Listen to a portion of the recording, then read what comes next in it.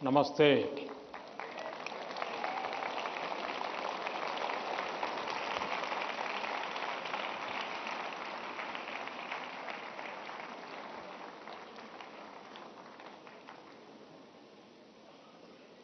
अभी मैं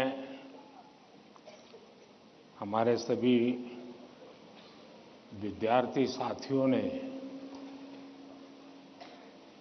कुछ न कुछ इनोवेशन किए हैं, अलग अलग प्रकार की आकृतियां बनाई हैं, नेशनल एजुकेशन पॉलिसी को आकृतियों में ढालने का प्रयास किया है। जल, थल, नभ और स्पेस और एआई, इन सभी क्षेत्रों में देश की भावी पीढ़ी क्या सोचती है, उसके पास कैसे कैसे सॉल्यूशंस हैं, ये सारी चीजें मुझे देखने का अवसर मिला। ऐसा लगा कि अगर मेरे पास 5-6 घंटे होते तो भी कम पड़ जाते।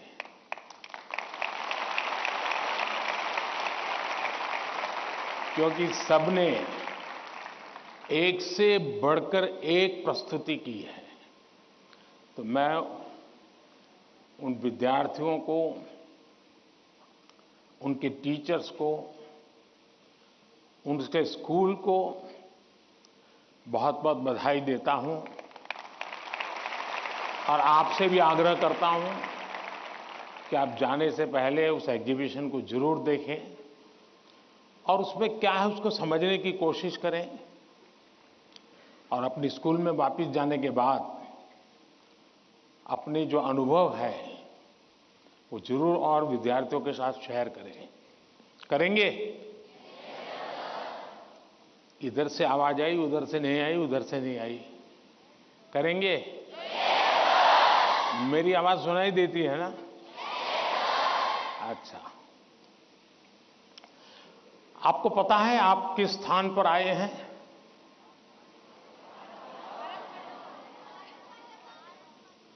आप उस स्थान पर आए हैं जहां भारत मंडपम के प्रारंभ में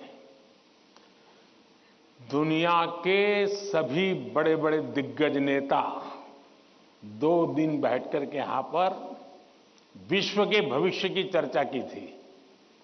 आज आप उस जगह पे हैं और आप भारत के भविष्य की चर्चा आज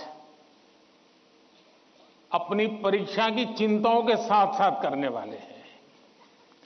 और एक प्रकार से परीक्षा पे चर्चा ये कार्यक्रम मेरी भी परीक्षा होता है और आप में से बहुत से लोग हैं जो हो सकता है कि मेरी परीक्षा लेना चाहते होंगे। कुछ लोग होंगे जेन्युइनली जिनको लगता होगा कि जरूर कुछ बातें ऐसी पूछी जाए जिसका समाधान खुद को भी मिले, औरों को भी मिले। हो सकता है हम सब सवालों को तो एड्रेस न कर पाएं, लेकिन ज्यादातर उन सवालों के कारण बहुत से साथियों को समाधान हो जाएगा। तो आइए हम प्रारंभ करते हैं, ज्यादा समय न गंवाते हुए। कहां से शुरू करना है?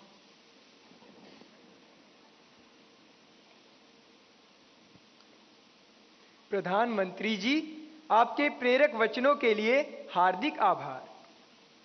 यही जज्बा रहा तो मुश्किलों का हल निकलेगा। जमीन बंजर हुई तो क्या वहीं से जल निकलेगा। कोशिश जारी रख कुछ कर गुजरने की, इन्हीं रातों के दामन से सुनहरा कल निकलेगा। इन्हीं रातों के दामन से सुनहरा कल निकलेगा। प्रधानमंत्री जी, आपका प्रेरक एवं ज्ञानवर्धक उद्बोधन हमें सदैव सकारात्मक ऊर्जा और विश्वास से भर देता है। आपके आशीर्वाद एवं अनुमति से हम इस कार्यक्रम का शुभारंभ करना चाहते हैं। धन्यवाद मान्यवर। प्रधानमंत्री जी, रक्षा, स्वास्थ्य और पर्यटन के क्षेत्र में भारत के सहयोगी अरब देश ओमान स्थित इंडियन स्कूल धारसेट की छात्रा डानिया शबू हमसे ऑनलाइन जुड़ रही है और आपसे एक प्रश्न पूछना चाहती है। डानिया, कृपया अपना प्रश्न पूछिए। Respected Prime Minister, I am Dania Shabu Varghese of Class 10 from Indian School Darsit, Oman. My question is, how do cultural and societal expectations contribute to the pressure students feel during examinations, and how can these external influences be addressed? Thank you. धन्यवाद Dania. Sir, विश्व के सबसे बड़े लोकतंत्र भारत की राजधानी दिल्ली स्थित government Sarvodaya बाल विद्यालय बुराड़ी से मोहम्मद अर्श हमसे ऑनलाइन जुड़ रहे हैं और आपसे अपने मन के संदेह का निवारण चाहते हैं। मोहम्मद अर्श, कृपया अपना प्रश्न पूछिए। माननीय प्रधानमंत्री जी, नमस्कार। मेरा नाम अर्श है। मैं जीएसबीवी बुराड़ी 12th H का छात्र हूं। मेरा आपसे प्रश्न ये है कि हम अपने परिवेश में परीक्षाओं को लेकर नकारात्मक चर्चाओं को कैसे संबोधित कर सकते हैं, जो हमारी पढ़ाई और अच्छा प्रदर्शन करने की क्षमता को महत्वपूर्ण रूप से प्रभावित करती है। क्या छात्रों के लिए अधिक सकारात्मक और सहायक वातावरण बनाने के लिए कदम उठाए जा सकते हैं? धन्यवाद। Thank you Mohammed. ओमान से डानिया शबू और दिल्ली से मोहम्मद अर्श तथा हमारे जैसे अनेक विद्यार्थी समाज और आसपास के लोगों की एक्सपेक्टेशंस के प्रेशर को हैंडल नहीं कर पाते। कृपया उनका मार्गदर्शन करें।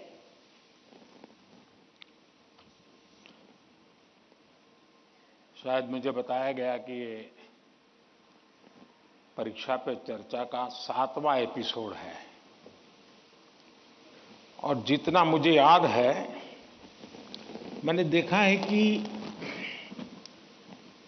ये प्रश्न हर बार आया है और अलग अलग तरीके से आया है। इसका मतलब ये है कि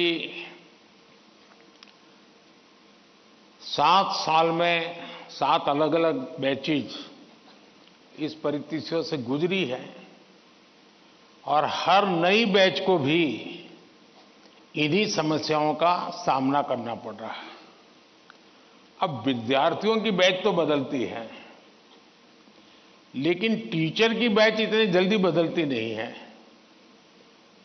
अगर टीचर्स ने इन अब तक जितने मेरे एपिसोड हुए हैं उसमें मैंने इन बातों का जो वर्णन किया है, अगर उसका कुछ न कुछ उन्होंने अपने स्कूल में एड्रेस किया हो तो शायद हम इस समस्या को धीरे धीरे कम कर सकते हैं। उसी प्रकार से हर परिवार में ज्यादातर हो सकता है बड़े बेटे ने या बेटी ने पहले एक आध बार ये ट्रायल हुआ हो, लेकिन उनके लिए ज्यादा एक्सपीरियंस नहीं है। लेकिन हर मां बाप ने किसी न किसी रूप में इस समस्या को जरूर अनुभव किया है। अब सवाल यह है कि इसका समाधान क्या हो। हम ये तो नहीं कह सकते भाई स्विच ऑफ, प्रेशर बंद, ऐसा तो नहीं कर सकते। तो हमने अपने आप को एक तो किसी भी प्रकार के प्रेशर को झेलने के लिए सामर्थ्यवान बनाना चाहिए। रोते बैठना नहीं चाहिए, मान के चलना चाहिए कि जीवन में आता रहता है, दबाव बनता रहता है, तो खुद को तैयार करना पड़ता है। अब जैसे कभी आप उस स्थान पे जाते हैं जहां ठंड ज्यादा है और आप किसी गर्म इलाके में रहते हैं, तो हम मन को तैयार करते हैं कि आज अब मुझे 3-4 दिन के बाद ऐसे इलाके में जाना है जहां ठंड ज्यादा है। तो मन से आप तैयार करते हैं तो धीरे धीरे तो लगता है, पहुंचने के बाद कभी लगता है यार मैंने तो सोचा था उससे तो ठंड कम है, क्योंकि आपने मन से तय कर लिया है। और इसलिए आप टेम्परेचर कितना है कितना नहीं वो देखने की जरूरत नहीं पड़ती, आपका मन तैयार हो जाता है। वैसे ही दबाव को हमने अपने तरीके से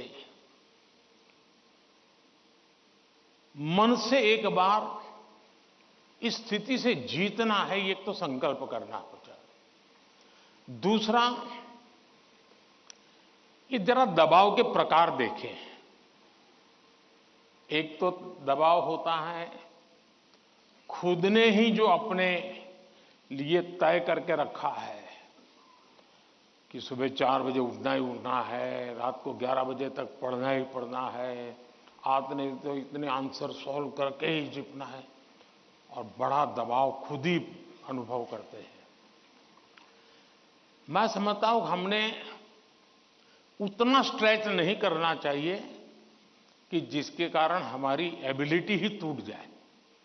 हमने स्लोली इंक्रीमेंट करना चाहिए। चलिए भाई, कल मैंने 7 क्वेश्चन सॉल्व किए थे रात को, आज 8 करूंगा।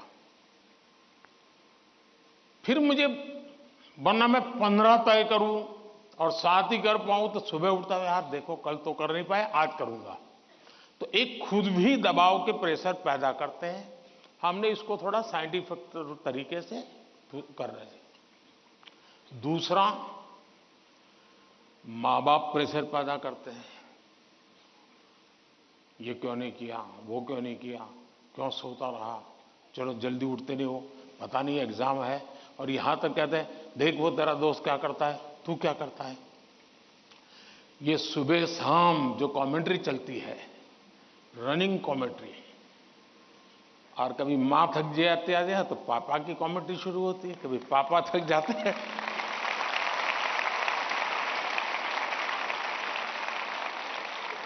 तो बड़े भाई की कमेंट्री शुरू हो जाती है, और वो अगर कम पढ़ता है तो स्कूल में टीचर की। फिर या तो कुछ लोग ऐसे हैं, जा तुमको जो करना है कर लो, मैं अपना ऐसे ही रहूंगा। कुछ लोग इसे सिंसियर लेते हैं, लेकिन ये दबाव का दूसरा प्रकार है। तीसरा ऐसा भी होता है कि जिसमें कारण कुछ नहीं, समझ का अभाव है, और बिना कारण उसको हम संकट मान लेते हैं। जब एक्चुअली करते हैं तो लगता है नहीं यार इतना मुश्किल नहीं था, मैंने बेकार में दबाव झेलता रहा। तो मुझे लगता है कि एक तो इनको पूरे परिवार ने, टीचर ने, सबने मिलकर के एड्रेस करना होगा। सिर्फ स्टूडेंट एड्रेस कर लेगा, सिर्फ पेरेंट्स एड्रेस कर लेंगे, इतने से बात बननी नहीं है। और मैं मानता हूं कि ये लगातार परिवारों में भी बातचीत होती रहनी चाहिए। हर परिवार ऐसी स्थितियों में कैसे हैंडल करता है उसकी चर्चाएं होनी चाहिए। उसकी एक सिस्टमेटिक थियरी के बजाय हमने धीरे धीरे चीजों को इवॉल्व करना चाहिए। अगर ये इवॉल्व करते हैं तो मुझे पक्का विश्वास है कि हम इन चीजों से बाहर निकल के आते हैं। धन्यवाद।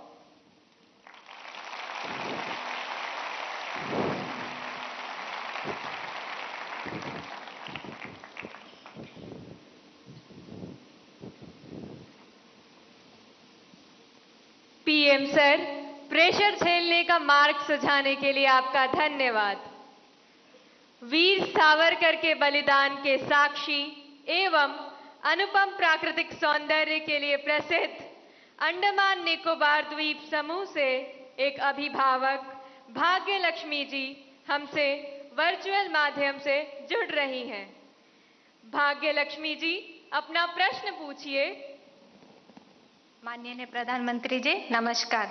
एक अभिभावक होने के नाते मेरा आपसे सवाल है कि छात्रा पर जो पीर प्रेशर रहता है, जो कि एक तरह से दोस्ती की सुंदरता छीन लेता है और छात्राओं को अपने ही दोस्तों के साथ प्रतिस्पर्धा करा देता है, उस पर आपकी क्या राय है? कृपया मुझे समाधान दें। धन्यवाद। धन्यवाद भाग्य लक्ष्मी जी। विश्व को सत्य, अहिंसा और धर्म की त्रिमूर्ति प्रदान करने वाली भूमि गुजरात स्थित पंचमहल के जवाहर नवोदय विद्यालय की छात्रा दृष्टि चौहान प्रधानमंत्री जी आपसे अपनी समस्या का हल जानना चाहती हैं। दृष्टि, कृपया अपना प्रश्न पूछिए। माननीय प्रधानमंत्री जी नमस्कार। मैं दृष्टि चौहान जवाहर नवोदय विद्यालय पंचमहल में कक्षा 6 की छात्रा हूँ। मेरा आपसे यह प्रश्न है कि कभी कभी परीक्षा के प्रतिस्पर्धी माहौल में दोस्तों के साथ प्रतिस्पर्धा भी अधिक दबाव पैदा करती है। कृपया सुझाव दें कि इससे कैसे बचा जा सकता है। आप मुझे इस पर अपना मार्गदर्शन प्रदान करें। धन्यवाद सर। धन्यवाद दृष्टि। नेचुरल ब्यूटी से भरपूर, बारिश की पहली बूंदों से भीगने वाला राज्य केरल में स्थित केंद्रीय विद्यालय क्रमांक 1 कालीकट से स्वाति दिलीप हमसे ऑनलाइन जुड़ रही हैं और आपसे अपना प्रश्न पूछना चाहती हैं। स्वाति, कृपया अपना प्रश्न पूछिए। Namaskar, Honorable Prime Minister, sir. I am Swati Dilip, a class 11 student from PM Sri Kendriya Vidyalaya number 1 Calicut of Ernakulam region. Sir, could you please guide us on how in this competitive world we can avoid unhealthy and unnecessary competition and also how to not take peer pressure into our heads? Thank you, sir. धन्यवाद स्वाति। प्रधानमंत्री जी, कृपया भाग्य लक्ष्मी जी, दृष्टि और स्वाति द्वारा पूछे गए प्रश्नों में पीयर प्रेशर और कंपटीशन से होने वाली चिंता तथा इसके कारण रिश्तों में आने वाली कड़वाहट से कैसे बचें, कृपया मार्गदर्शन कीजिए।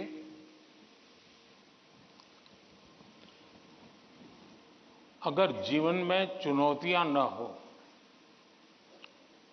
स्पर्धा न हो,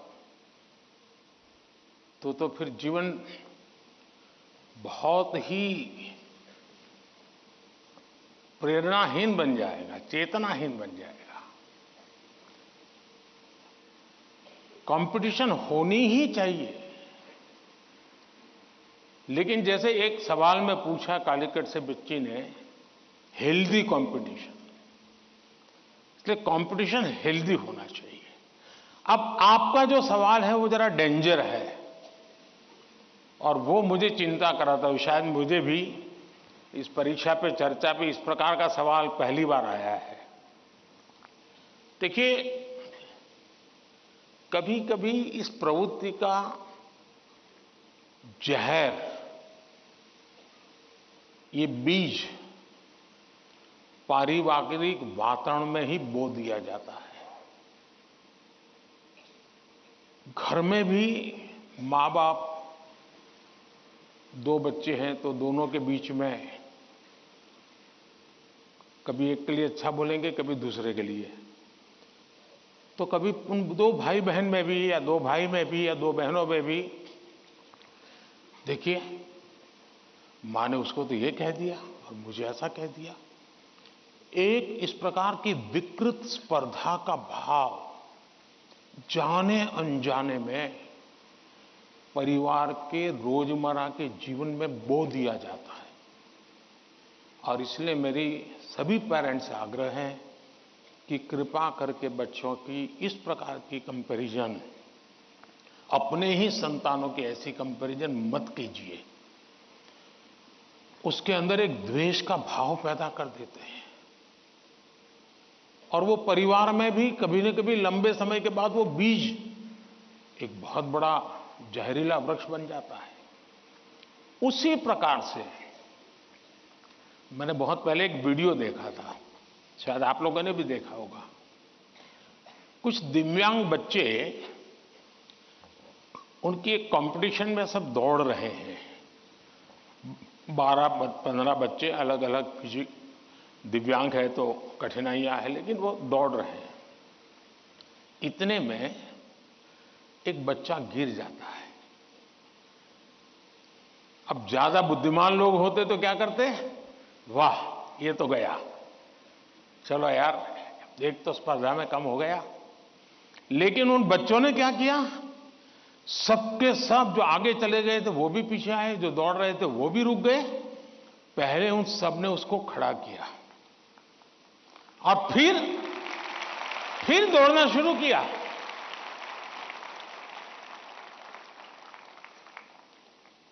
सचमुच में ये वीडियो दिव्यांग बच्चों के जीवन का भले होगा, लेकिन हम लोगों को भी ये बहुत बड़ी प्रेरणा और बहुत बड़ा संदेश दे देता है। अब तीसरा विषय है कि आपके दोस्त से आपको किस चीज की स्पर्धा है भाई। मान लीजिए 100 मार्क्स का पेपर है, अगर आपका दोस्त 90 ले गया तो क्या आपके लिए 10 मार्क बचा है क्या? आपके लिए 10 मार्क बचा है क्या? आपके लिए भी तो 100 है ना। तो आपको उससे स्पर्धा नहीं करनी है, खुद से करनी है। खुद से करनी है कि वो 100 में से 90 लाया, मैं 100 में से कितना लाऊं। उससे द्वेष करने की जरूरत ही नहीं है। एक्चुअली तो वो आपके लिए इंस्पिरेशन बन सकता है। और अगर यही मानसिकता रहेगी तो क्या करेंगे आप? अपने से तेज तर्रार व्यक्ति को दोस्ती नहीं बनाएंगे। आप ऐसे जिसकी कुछ चलती नहीं बाजार में, उसी को दोस्त बनाएंगे और खुद बड़े ठेकेदार बन के घूमते रहोगे। सचमुच में तो हमसे प्रतिभावान दोस्त ढूंढने चाहिए। हमने जितने ज्यादा प्रतिभावान दोस्त मिलते उतना हमारा भी तो काम बढ़ता है, हमारा स्पिरिट भी तो बढ़ता है। और इसलिए कभी भी हमने इस प्रकार का ईर्ष्या भाव कतई ही अपने मन में नहीं आने देना चाहिए। और तीसरा, मां बाप के लिए भी बहुत बड़ा चिंता का विषय है। मां बाप हर बार अपने बच्चों को कोसते रहे, देख तू खेलता रहता है, देख वो किताबें पढ़ता है, तू ये करता रहता है, देख वो पढ़ता है। यानी वो भी हमेशा उसी का उदाहरण देते हैं।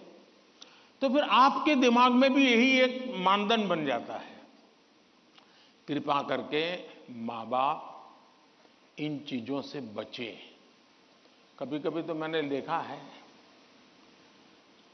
कि जो मां बाप अपने जीवन में ज्यादा सफल नहीं हुए हैं, जिनको अपने पराक्रम, अपनी सफलताएं, अपनी सिद्धियों के विषय में दुनिया को कुछ कहने को नहीं है, बताने को नहीं है, तो वे अपने बच्चों का रिपोर्ट कार्ड ही अपना विजिटिंग कार्ड बना देते हैं। किसी को मिलेंगे, अपने बच्चे की कथा सुनाएंगे।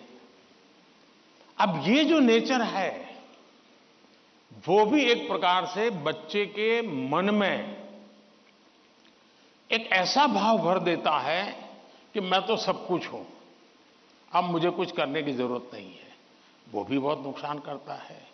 सचमुच में तो हमें अपने दोस्त में से ईर्ष्या भाव के बजाय उसके सामर्थ्य को ढूंढने का प्रयास करना चाहिए। उसके अंदर अगर मैथमेटिक्स में एक्सपर्टाइज है, मेरी कम है, मेरे टीचर से ज्यादा अगर मेरा दोस्त मुझे मैथमेटिक्स में मदद करेगा तो वो मेरी साइकी समझ करके करेगा, और हो सकता है मैं भी उसी की तरह मैथमेटिक्स में आगे जाऊंगा। वो अगर लैंग्वेज में वीक है और मैं लैंग्वेज में मजबूत हूं, मैं अगर लैंग्वेज में उसकी मदद करता हूं तो हम दोनों को एक दूसरे की ताकत जोड़ेगी और हम अधिक सामर्थ्यवान बनेंगे। और इसलिए कृपा करके हम अपने दोस्तों से स्पर्धा और ईर्ष्या के भाव में न डूबें। और मैंने तो ऐसे लोग देखे हैं कि खुद फेल हो जाए, लेकिन अगर दोस्त सफल हुआ है तो मिठाई वो बांटता है। मैंने ऐसे भी दोस्त देखे हैं कि जो बहुत अच्छे नंबर से आए हैं लेकिन दोस्त नहीं आया, इसलिए उसने अपने घर में पार्टी नहीं की, फेस्टिवल नहीं मनाया। क्यों? मेरा दोस्त पीछे रह गया। ऐसे भी तो दोस्त होते हैं। और क्या दोस्ती लेन देन का खेल है क्या? जी नहीं, दोस्ती ये लेन देन का खेल नहीं है। जहां कोई प्रकार का इस प्रकार का लेना देना नहीं है, निर्व्याज प्यार होता है, वही तो दोस्ती होती है। और ये जो दोस्ती होती ना, वो स्कूल छोड़िए जिंदगी भर आपके साथ रहती है। और इसलिए कृपा करके दोस्त हमसे ज्यादा तेजस्वी तपस्वी हमें चुनने चाहिए और हमेशा उनसे सीखने का प्रयास करना चाहिए। धन्यवाद।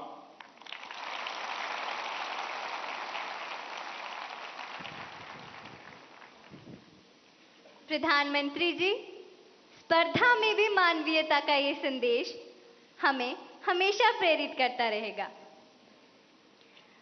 भारत का दक्षिण पूर्वी राज्य, कृषि प्रधान प्रदेश, तिरुमलई की पवित्र भूमि, आंध्र प्रदेश स्थित ZP high school Uparapalli, Anakapalli जिले के संगीत शिक्षक श्री कोंडा कांची संपतराव जी हमारे साथ ऑनलाइन माध्यम से जुड़ रहे हैं और आपसे प्रश्न पूछना चाहते हैं। संपतराव जी, कृपया अपना प्रश्न पूछिए। प्रधानमंत्री वर्युल वारिकी नमस्कारांजलि। मेरा नाम कोंडकांची संपतराव है और मैं ZP high school Uparapalli, Anakapalli district, Andhra Pradesh में शिक्षक हूँ। सर, मेरा आपसे यह प्रश्न है कि एक शिक्षक के रूप में मैं किन तरीकों से अपने छात्रों को परीक्षा देने में तनाव मुक्त बनाने में मदद कर सकता हूँ? कृपया इस पर मेरा मार्गदर्शन कीजिए। धन्यवाद। धन्यवाद सर। भारत के पूर्व में चाय बागानों तथा सुंदर पर्वतीय प्रदेश, ब्रह्मपुत्र की भूमि, असम के शिवसागर स्थित हाशारा हाई स्कूल से एक टीचर बंटी मेधी जी, जो कि सभागार में उपस्थित है, प्रधानमंत्री जी से एक प्रश्न पूछना चाहती हैं। मैम, कृपया अपना प्रश्न पूछिए। Namaskar, Honorable Prime Minister Sir, I am Bonti Medhi, a teacher from Sibsagar district, Assam. My question is, what should be the role of a teacher in motivating students? Please guide us. Thank you. धन्यवाद ma'am. प्रधानमंत्री जी, कृपया आंध्र प्रदेश के संगीत शिक्षक श्री संपतराव जी और सभागार में उपस्थित शिक्षिका बंटी मेथी जी द्वारा पूछे गए इन प्रश्नों में वे परीक्षा के समय शिक्षकों की भूमिका के विषय में जानना चाहते हैं कि वे किस प्रकार विद्यार्थियों को तनाव मुक्त रहने में सहायता करें। कृपया समस्त शिक्षक वर्ग का मार्गदर्शन कीजिए।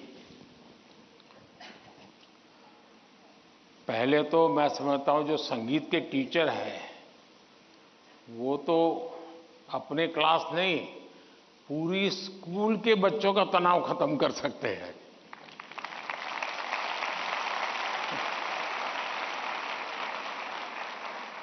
संगीत में वो सामर्थ्य है। हाँ, अगर हम कान बंद कर करके संगीत में बैठे हैं, कभी कभी ऐसा होता है कि हम होते हैं, संगीत बज तो रहा है लेकिन हम कहीं और होते हैं और इसलिए हम उसका आनंद अनुभव नहीं कर पाते हैं। मैं समझता हूं कि किसी भी टीचर के मन में जब ये विचार आता है कि मैं स्टूडेंट के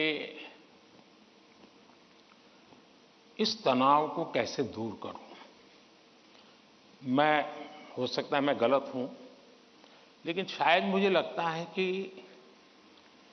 टीचर के मन में परीक्षा का कालखंड है।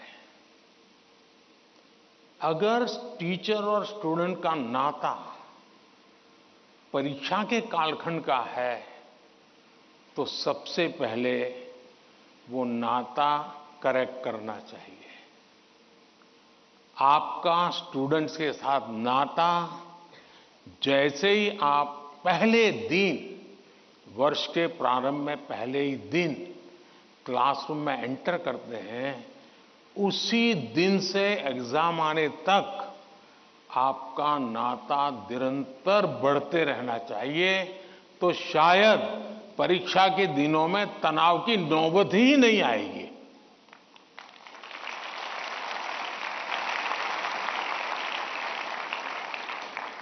आप सोचिए, आज मोबाइल का जमाना है, स्टूडेंट के पास भी आपका मोबाइल होगा ही होगा।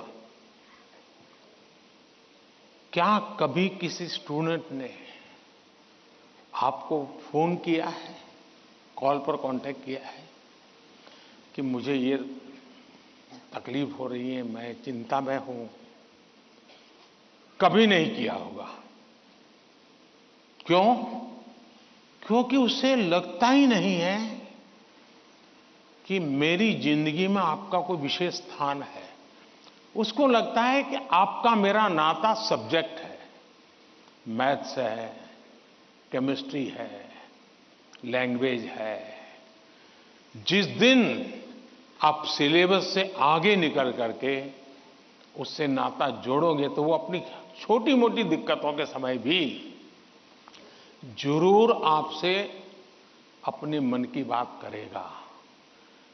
अगर ये नाता है तो एग्जाम के समय तनाव की स्थिति पैदा होने की संभावना ही खत्म हो जाएगी। आपने कई डॉक्टर्स देखे होंगे, उन डॉक्टर में डिग्री तो सबके पास होती है, लेकिन कुछ डॉक्टर्स जो जनरल प्रैक्टिशनर्स होते हैं वो ज्यादा सफल इसलिए होते हैं कि पेशेंट आकर के जाने के बाद एक आध दिन के बाद फिर उसको फोन करते हैं कि भाई आपने वो दवाई ठीक से ले ली थी, कैसा है आपका।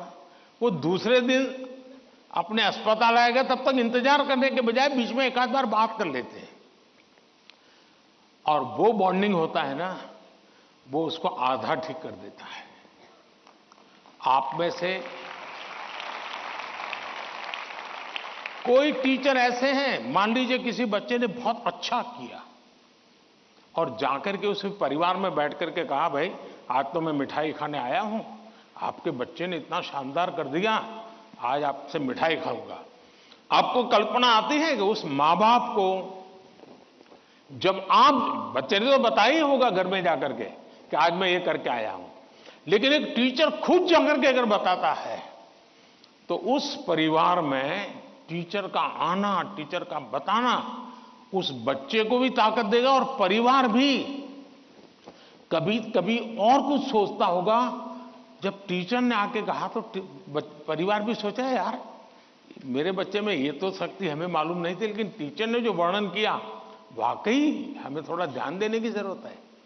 तो आप देखेंगे कि एकदम से माहौल बदल जाएगा। और इसलिए पहली बात यह है, परीक्षा के समय तनाव दूर करने के लिए क्या करना, उसके लिए तो मैंने बहुत कुछ कह चुका हूं, मैं उसको रिपीट नहीं करता हूं। लेकिन अगर वर्ष भर आपका उसके साथ नाता रहता है, मैं तो कभी कभी पूछता हूं कई टीचरों को कि भाई आप 30 साल से टीचर हैं, जो पहले बार आपके यहां पढ़ाई करके गए होंगे शुरू में, अब तो उनकी शादी हो गई होगी, क्या कोई आपका स्टूडेंट अपना शादी का कार्ड देने आया था क्या? 99% टीचर मुझे कहते हैं कि नहीं, कोई स्टूडेंट नहीं आया।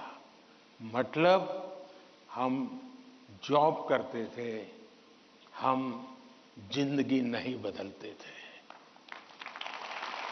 टीचर का काम जॉब बदलना नहीं है, टीचर का काम जॉब करना नहीं है, टीचर का काम जिंदगी को संवारना है, जिंदगी को सामर्थ्य देना है, और वही परिवर्तन लाता है। धन्यवाद।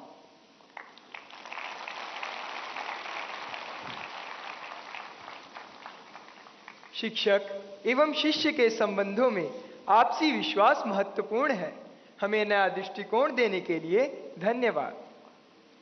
अद्भुत जनजातीय संस्कृति को समेटे पूर्वोत्तर भारत के राज्य त्रिपुरा के प्रणवानंद विद्या मंदिर पश्चिम त्रिपुरा की छात्रा आद्रिता चक्रवर्ती हमसे ऑनलाइन जुड़ रही हैं तथा परीक्षा के तनाव से मुक्ति हेतु माननीय प्रधानमंत्री जी से अपनी समस्या का समाधान चाहती हैं। आद्रिता, कृपया अपना प्रश्न पूछिए। नमस्कार माननीय प्रधानमंत्री महोदय, मेरा नाम आद्रिता चक्रवर्ती है। मैं प्रणवानंद विद्या मंदिर पश्चिम त्रिपुरा में कक्षा 12वीं की छात्रा हूँ। मेरा आपसे यही प्रश्न है कि पेपर खत्म होने के आखिरी कुछ मिनटों में मैं घबरा जाती हूँ और मेरा लिखावट भी बिगड़ जाती है। मैं इस स्थिति से कैसे निपटूं? मुझे इसका समाधान दीजिए। धन्यवाद श्रीमान। थैंक यू आद्रता। प्राकृतिक संसाधनों से भरपूर दान का कटोरा के रूप में प्रसिद्ध राज्य छत्तीसगढ़ स्थित जवाहर नवोदय विद्यालय करब कांकेर के छात्र शेख तैफुर रहमान ऑनलाइन माध्यम से जुड़ रहे हैं तथा परीक्षा के तनाव से मुक्ति के लिए मार्गदर्शन चाहते हैं। तैफुर रहमान, कृपया अपना प्रश्न पूछिए। प्रधानमंत्री महोदय नमस्कार, मेरा नाम शेख तैफुर रहमान है। मैं पीएम श्री जवाहर नवोदय विद्यालय कांकेर छत्तीसगढ़ का छात्र हूँ। मान्यवर, परीक्षा के दौरान अधिकांश छात्र घबराहट महसूस करते हैं, जिसके कारण वे मूर्खतापूर्ण गलतियां कर बैठते हैं, जैसे कि प्रश्नों को सही ढंग से ना पढ़ना आदि। मान्यवर, मेरा आपसे यह प्रश्न है कि इन गलतियों से कैसे बचा जाए? कृपया अपना मार्गदर्शन दें। धन्यवाद। शुक्रिया तैफूर। उड़ीसा आदर्श विद्यालय कटक से हमारे बीच इस सभागार में एक छात्रा राजलक्ष्मी आचार्य मौजूद है। वे प्रधानमंत्री जी से प्रश्न पूछना चाहती हैं। राजलक्ष्मी, कृपया अपना प्रश्न पूछिए। ऑनरेबल प्राइम मिनिस्टर, जय Jagannath.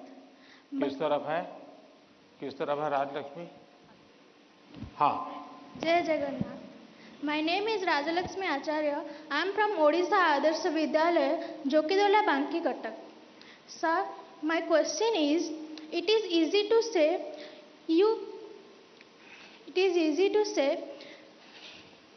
you face exam with a cool mind, but in exam hall the situation is so scary, like don't move, look straight and so on.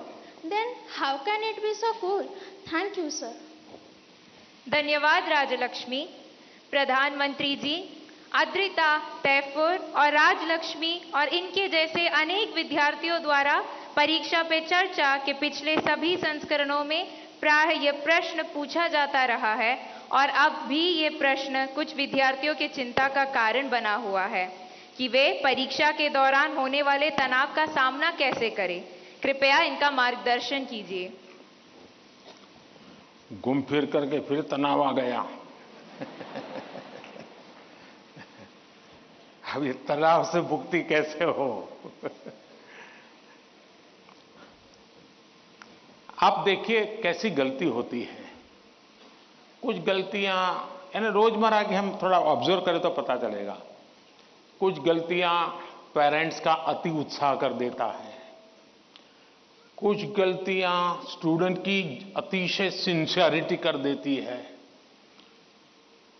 बस समझता हूं इससे बचा जाए। जैसे मैंने देखा है कि कुछ माँ बाप को लगता है कि आज एग्जाम है तो बेटे को नई पेन ला करके दो, जरा कपड़े अच्छे पहना करके भेजो, तो उसका काफी समय तो उसमें एडजस्ट होने में ही जाता है। शर्ट ठीक है कि नहीं है, यूनिफॉर्म ठीक पहना है कि नहीं पहना है। माँ बाप से मेरा आग्रह है जो पेन रोज उपयोग करता है ना वही दीजिए आप। या वहां पेन दिखाने थोड़ा जा रहा है वो। और परीक्षा के समय किसी को फुर्सत नहीं, आपका बच्चा नया पहन करके आया, पुराना पहन के आया। तो ये साइकी उनको बाहर आना चाहिए। दूसरा, कुछ ऐसी चीजें खिला करके भेजेंगे, तुझे एग्जाम है ये खा के जाओ, एग्जाम है ये खा के जाओ, तो उसको और मुसीबत होती है जिसका वो कंफर्ट नहीं है। आवश्यकता से अधिक उस दिन खाना, फिर मां कहे अरे तुम्हारा तो एग्जाम सेंटर इतना दूर है, तुम रात आते आते 7 बज जाएगा, ऐसा करो कुछ खा के जाओ, फिर कहेगी कुछ लेके जाओ। उसको वो रेजिस्ट करने लगता है, नहीं मैं नहीं ले जाऊंगा। वहीं से तनाव शुरू हो जाता है, घर से निकलने से पहले हो जाता है। तो मेरी सभी पेरेंट्स से अपेक्षा है और मेरा सुझाव है कि आप उसको अपनी मस्ती में जीने दीजिए। एग्जाम देने जा रहा है तो उत्साह उमंग के साथ चला जाए, बस जो उसकी रोजमर्रा की आदत है वैसा ही रहे वो।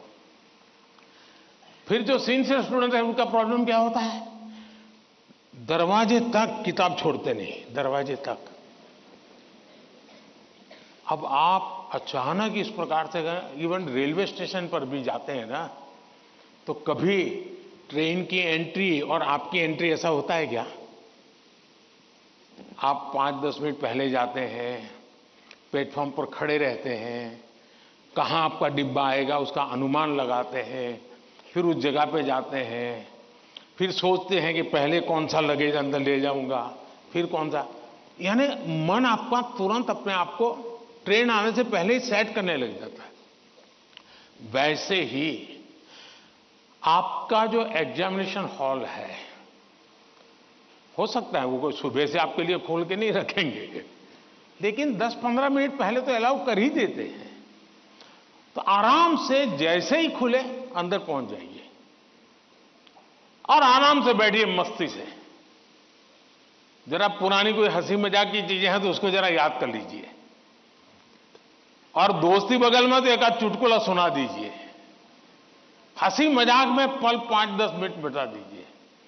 कुछ नहीं है जान पाने, कम से कम एक डीप ब्रीथिंग करिए, बहुत गहरा सांस लीजिए, धीरे धीरे 8-10 मिनट खुद के लिए जिए, आप खुद में खो जाइए, एग्जाम से बाहर निकल जाएंगे। और फिर जब आपके हाथ में क्वेश्चन पेपर आएगा तो आप कंफर्ट होंगे। वरना क्या होता है, वो आया कि नहीं, वो देखा कि नहीं, वो कैसा है, फला नहीं, टीचर कहां दिखता है, सीसीटीवी कैमरा है। अरे आपका क्या काम है जी, सीसीटीवी कैमरा किसी भी कोने पर पड़ा है, तेरा क्या ले रहा है जी। हम इन्हीं चीजों में लटके रहते हैं जी, और वही बिना कारण हमारी शक्ति समय वेस्ट करता है। हमने खुद में ही खोए रहना चाहिए। और जैसा ही क्वेश्चन पेपर आ जाए तो कभी कभी तो आपने देखा होगा कि अगर आप फर्स्ट बेंच पर आपका नंबर आया है, लेकिन क्वेश्चन पेपर वो पीछे से बांटना शुरू करता है, तो आपका दिमाग फटकता है, देखिए मेरे से तो 5 मिनट पहले उसको मिलेगा, मुझे 5 मिनट बाद में मिलेगा। ऐसा ही होता है ना, ऐसा होता है ना। अब ऐसी चीजों में अपना दिमाग खपाओगे कि पहले क्वेश्चन पेपर मुझे मिला कि 20 नंबर के बाद मिला, तो आप अपनी एनर्जी, आप परिस्थिति तो पलट नहीं सकते। टीचर ने वहां से क्यों कि आप खड़े होकर नहीं कह सकते पहले मेरे से दो, ऐसा तो नहीं कर सकते। तो आपको पता है ऐसा होना, फिर ऐसे ही अपने आप को एडजस्ट कर लेना चाहिए। एक बार आप ये अगल बगल की सारी दुनिया, और हम बचपन से पढ़ते तो आए हैं, वो अर्जुन को पक्षी की आंख वाली कथा तो सुनते रहते हैं, लेकिन जीवन में आता है तो नहीं, पेड़ भी दिखता है, पत्तियां भी दिखती है, तब आपको वो पक्षी की आंख नहीं दिखती है। आप भी मन में ये कथाएं सुनते हैं, पढ़ते हैं, तो उसको जीवन में लाने का मौका होता है। तो पहली बात तो ये है कि इन सारी बाह्य चीजों से आप, दूसरा, परीक्षा में घबराहट का कभी कारण ये होता है, कभी लगता है समय कम पड़ गया, कभी लगता है कि अच्छा होता मैं वो क्वेश्चन पहले कर लेता। तो इसका उपाय ये है, पहले एक बार पूरा क्वेश्चन पेपर पढ़ लीजिए, फिर मन से तय कीजिए कि किस आंसर में कितना मिनट मोटा मोटा मेरा जाएगा, और उसी प्रकार से अपना समय तय कर लीजिए। अब खाना खाते हैं, आप खाने के लिए बैठते हैं तो घड़ी देख करके थोड़े खाते, भाई 20 मिनट में खाना खाना है, तो खाते खाते आदत हो ही जाती है, हाँ भैया इतने में 20 मिनट भी हो गया और खाना भी हो गया। इसके लिए कोई घड़ी और कोई बेल थोड़ा बचता है कि चलो अब खाना शुरू करो, अब खाना बंद करो, ऐसा तो होता नहीं है। तो ये प्रैक्टिस है। दूसरा मैंने देखा है कि आजकल जो सबसे बड़ी समस्या है, जिसके कारण ये समस्या, आप मुझे बताइए, आप एग्जाम देने जाते हैं, मतलब आप फिजिकली क्या करते हैं? आप फिजिकली पेन हाथ में पकड़ करके लिखते हैं, यही करते हैं ना। दिमाग अपना काम करता है, लेकिन आप क्या करते हैं? लिखते हैं। आज के युग में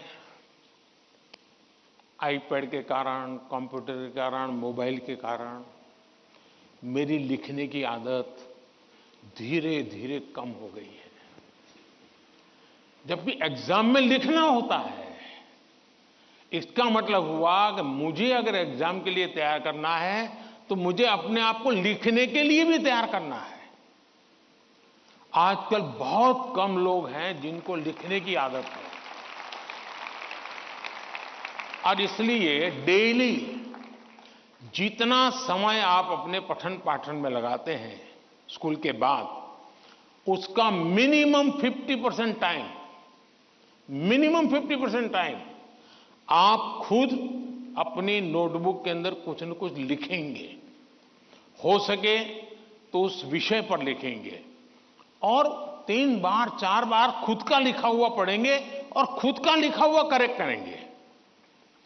तो आपका जो इंप्रूवमेंट होगा किसी की मदद बिना इतना बढ़िया हो जाएगा कि आपको बाद में लिखने की आदत हो जाएगी। तो कितने पेज पे लिखना, इतना लिखने में कितना समय जाता है, ये आपकी मास्टरी हो जाएगी। कभी कभी मन से विषय आपको लगता है ये तो मुझे आता है। जैसे आप मान लीजिए कोई बड़ा प्रसिद्ध कोई गाना सुन रहे हैं, गाना बज रहा है तो आपको लगता है ये गाना तो मुझे आता है क्योंकि आपने बहुत बार सुना है। लेकिन एक बार गाना बंद करके जरा कागज पे लिखो ना वो गाना आता है क्या, तो पता चलेगा नहीं यार, सुनते समय जो मेरा कॉन्फिडेंस था, मुझे अच्छा लगता था और आता था, हकीकत में मुझे आता नहीं था। मुझे वहां से प्रॉम्प्टिंग होती थी, इसलिए मुझे वो लाइन याद आ जाती थी, और उसमें भी परफेक्ट शब्द के संबंध में जब बात आएगी तो मैं पीछे रह जाऊंगा। मेरी आज की पीढ़ी के साथियों से बहुत मेरा आग्रह है कि कृपा करके आपकी एग्जाम में एक बड़ी चैलेंज होती है लिखना। कितना याद रहा, सही रहा, गलत रहा, सही लिखते हैं, गलत लिखते, तो वो तो बात का विषय है। आप अपना ध्यान प्रैक्टिस में इस पर कीजिए।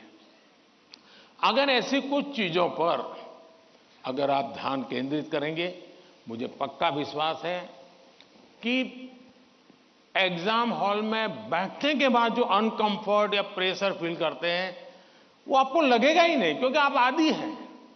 अगर आपको तैरना आता है तो पानी में जाने से डर नहीं लगता है आपको, क्योंकि आप तैरना जानते हैं। आपने किताबों में तैरना ऐसे होता है और आप सोचते हैं हाँ मैं तो पढ़ा था भाई, हाथ पहले ऐसे करते, फिर दूसरा हाथ, फिर तीसरा हाथ, फिर चौथा हाथ, तो फिर आपको लगता है कि हाँ पहले हाथ पैर दिमाग से खप कर लिया, अंदर जाते ही फिर मुसीबत शुरू हो जाती है। लेकिन जिसने पानी में ही प्रैक्टिस शुरू कर दी, उसको कितना ही गहरा पानी क्यों हो, उसको भरोसा होता है मैं पार कर जाऊंगा। और इसलिए प्रैक्टिस बहुत आवश्यक है, लिखने की प्रैक्टिस बहुत आवश्यक है। और लिखना जितना होगा शार्पनेस ज्यादा आएगी, आपके विचारों में भी शार्पनेस आएगी। और अपनी लिखी हुई चीज को 3 बार 4 बार पढ़ के खुद करेक्ट कीजिए। जितना ज्यादा खुद करेक्ट करोगे, आपकी उस पर ग्रिप बहुत ज्यादा आएगी, तो आपको अंदर बैठ करके कोई प्रॉब्लम नहीं होगा। दूसरा, अगल बगल में वो बड़ी स्पीड से लिख रहा है, मैं तो तीसरे क्वेश्चन पे अड़ा हुआ हूं, वो तो 7वें पर चला गया। दिमाग इसमें मत खपाइए बाबा, वो 7 में पहुंचे, 9 में पहुंचे, करे न करे, वो पता नहीं, वो सिनेमा की स्टोरी लिखता होगा। तुम अपने पर भरोसा करो, तुम अपने पर भरोसा करो। अगल बगल में कौन क्या करता है छोड़ो। जितना ज्यादा अपने आप पर फोकस करोगे, उतना ही ज्यादा आपका क्वेश्चन पेपर पर फोकस होगा।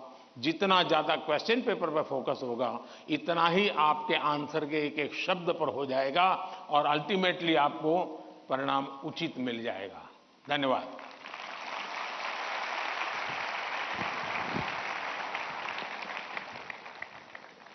धन्यवाद पीएम सर। तनाव प्रबंधन का ये सूत्र जीवन भर हमें प्रेरित करेगा। प्रधानमंत्री जी, राजसमंद राजस्थान के छात्र धीरज सुथार, जो कि government senior secondary school Kundwa में पढ़ते हैं, हमारे बीच इस हॉल में मौजूद हैं और आपसे प्रश्न पूछना चाहते हैं। धीरज, कृपया अपना प्रश्न पूछिए। नमस्ते माननीय प्रधानमंत्री जी, मैं धीरज सुथार मैं राजकीय उच्च माध्यमिक विद्यालय कोंदवा, राजसमंद, राजस्थान से हूँ। मैं 12वीं कक्षा में अध्ययनरत हूँ। मेरा प्रश्न यह है कि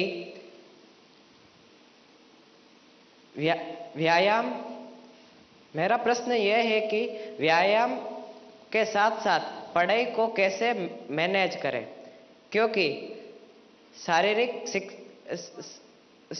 शारीरिक स्वास्थ्य भी उतना ही जरूरी है जितना कि मानसिक स्वास्थ्य। कृपया मार्गदर्शन करें। धन्यवाद सर। आपका शरीर देख करके लगता है मुझे आपने सही सवाल पूछा है।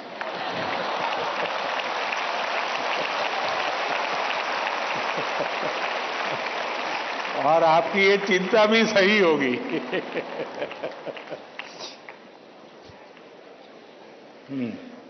धन्यवाद धीरज। अपनी सांस्कृतिक परंपरा और बर्फीली चोटियों पर तैनात सेना के जाबाजों के शौर्य के लिए विख्यात उत्तर भारत के प्रमुख केंद्र शासित प्रदेश लद्दाख के पीएम श्री केंद्रीय विद्यालय कारगिल की छात्रा नजमा खातून हमसे ऑनलाइन माध्यम से जुड़ रही हैं और प्रधानमंत्री जी आपसे प्रश्न पूछना चाहती हैं। नजमा, कृपया अपना प्रश्न पूछिए। माननीय प्रधानमंत्री जी नमस्कार। मेरा नाम नजमा खातून है। मैं पीएम श्री केंद्रीय विद्यालय कारगिल लद्दाख में पढ़ती हूँ। मैं कक्षा 10वीं की छात्र हूँ। मेरा आपसे प्रश्न यह है कि परीक्षा की तैयारी और स्वस्थ जीवन शैली बनाए रखने के बीच संतुलन कैसे बना सकते हैं? धन्यवाद। शुक्रिया नजमा। पूर्वोत्तर भारत के रत्न जनजातीय बहुल राज्य अरुणाचल प्रदेश के नाहरलोगुन गवर्नमेंट हायर सेकेंडरी स्कूल से एक शिक्षिका टॉबी लामी जी इस सभागार में उपस्थित हैं और प्रधानमंत्री जी से प्रश्न पूछना चाहती हैं। नमस्कार माननीय प्रधानमंत्री जी, मेरा नाम तोबी लोमी है। मैं एक शिक्षिका हूँ। मैं government higher secondary school Naharlagun Arunachal Pradesh से आई हूँ। मेरा प्रश्न है, विद्यार्थी खेल कूद नहीं बल्कि पढ़ाई में मुख्य रूप से क्या और कैसे ध्यान केंद्रित कर सकते हैं? कृपया मार्गदर्शन करें। धन्यवाद सर। धन्यवाद मैम।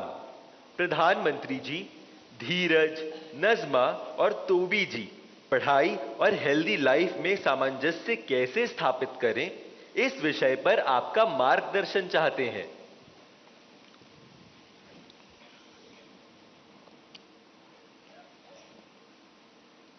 आप में से बहुत सारे स्टूडेंट्स मोबाइल फोन का उपयोग करते होंगे और कुछ लोग होंगे शायद उनको घंटों तक मोबाइल फोन की आदत हो गई होगी। लेकिन क्या कभी ऐसा विचार आया मन में कि नहीं मैं रिचार्जिंग में फोन रखूंगा तो मेरा मोबाइल का उपयोग कम हो जाएगा, इसलिए रिचार्जिंग नहीं करूंगा। अगर रिचार्जिंग नहीं करूंगा तो मोबाइल काम करेगा क्या? करेगा क्या? तो मोबाइल जैसी चीज जो रोजमर्रा देखते हैं उसको भी चार्जिंग करना पड़ता है नहीं करना पड़ता है? अरे जवाब तो दीजिए। रिचार्ज करना पड़ता है नहीं करना पड़ता है? अगर मोबाइल को करना पड़ता है तो ये बॉडी को करना चाहिए कि नहीं करना चाहिए?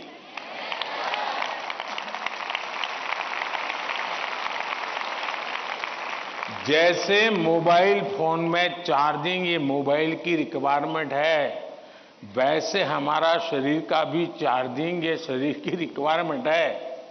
आप ऐसा सोचो कि नहीं पढ़ना है तो बस विंडो बंद, पढ़ाई बाकी सब बंद, ऐसा कभी नहीं हो सकता है। जीवन ऐसे नहीं जी सकते हैं और इसलिए जीवन को थोड़ा संतुलित बनाना पड़ता है। कुछ लोग होते हैं खेलते ही रहते हैं, वो भी एक संकट होता है। लेकिन जब आपको एग्जाम देनी हो, क्योंकि लौकिक लाइफ जीवन में इन चीजों का अपना महत्व है, इसको टाल नहीं सकते। लेकिन अगर हम स्वस्थ ही नहीं रहेंगे, अगर हम अपने शरीर में वो सामर्थ्य ही नहीं होगा, तो हो सकता है कि 3 घंटे एग्जाम में बैठने का सामर्थ्य खो देंगे, फिर 5 मिनट ऐसे ही करके बैठा रहना पड़ेगा। और इसलिए स्वस्थ शरीर स्वस्थ मन के लिए भी बहुत जरूरी है। अब स्वस्थ शरीर का मतलब ये तो नहीं है कि आपको पहलवानी करनी है, ये आवश्यक नहीं है, लेकिन जीवन में कुछ नियमितताएं होती है। अब आप कभी सोचिए कितना समय है जिसमें आप खुले आसमान के नीचे सनलाइट में बिताए हो। अगर आप चलो पढ़ना भी है तो किताब लेकर के सनलाइट में बैठो ना भाई थोड़ी देर। कभी कभी बॉडी को रिचार्ज करने में सनलाइट भी बहुत जरूरी होता है। क्या कभी कोशिश की नियम से कि भाई मैं दिन में कैसे भी करके इतना तो मौका निकाल दूं ताकि मुझे सनलाइट के साथ नाता रहे। उसी प्रकार से कितना ही पढ़ना क्यों ना हो, लेकिन नींद को कभी भी कम मत आंकिए। जब अपनी मम्मी हमको कहती हैं कि सो जाओ तो उसका इंटरफेरेंस मत मानिए। ज्यादातर स्टूडेंट का ईगो इतना हर्ट हो जाता है कि तुम कौन होती हो, सो जाओ और मुझे कल एग्जाम देनी है, मैं सोऊंगा नहीं सोऊंगा तुम्हें क्या लेना। ऐसा करते हैं ना घर में। जो नहीं करते हैं न बोले, जो करते हैं वो बोले। जरा करते हैं, कोई नहीं बोल रहा है। लेकिन ये पक्का है कि नींद के विषय में भी अगर एक बार रील पर चढ़ गए, एक के बाद एक रील देखते गए, छुपाना चाहते हो ना, कितना समय बीत गया पता नहीं, कितनी नींद खराब हो गई पता नहीं। क्या निकाला, पहला रील देखा था याद करो जरा, याद भी नहीं है, ऐसे ही देख रहे हैं। ऐसे हम नींद को बहुत कम आंकते हैं। आज आधुनिक हेल्थ साइंस जो है वो नींद को बहुत तवज्जो देता है। आप आवश्यक नींद लेते हैं कि नहीं लेते हैं, वो आपके स्वास्थ्य पर बहुत बड़ा महत्वपूर्ण है। आपको उस पर ध्यान केंद्रित करना चाहिए। इसका मतलब ये भी नहीं कि बस एग्जाम तो आती रहेगी। मोदी जी को मिला था, उसने कहा है सो जाओ। अभी यहां आर्टिस्टिक बोर्ड बनाओ और घर में घुसते ही लिखो सो जाओ, मम्मी पापा को दिखा दो सो जाओ। ऐसा तो नहीं करेंगे ना। कम नींद स्वास्थ्य के लिए अनुचित है।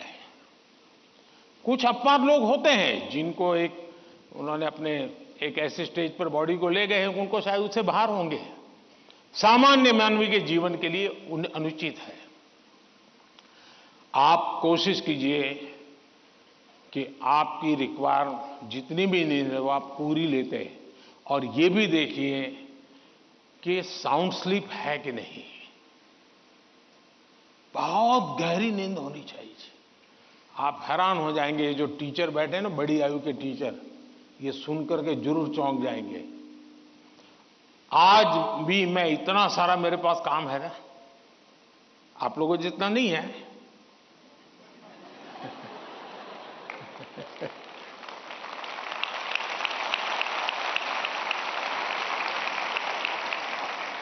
लेकिन 365 दिन कोई अपवाद नहीं।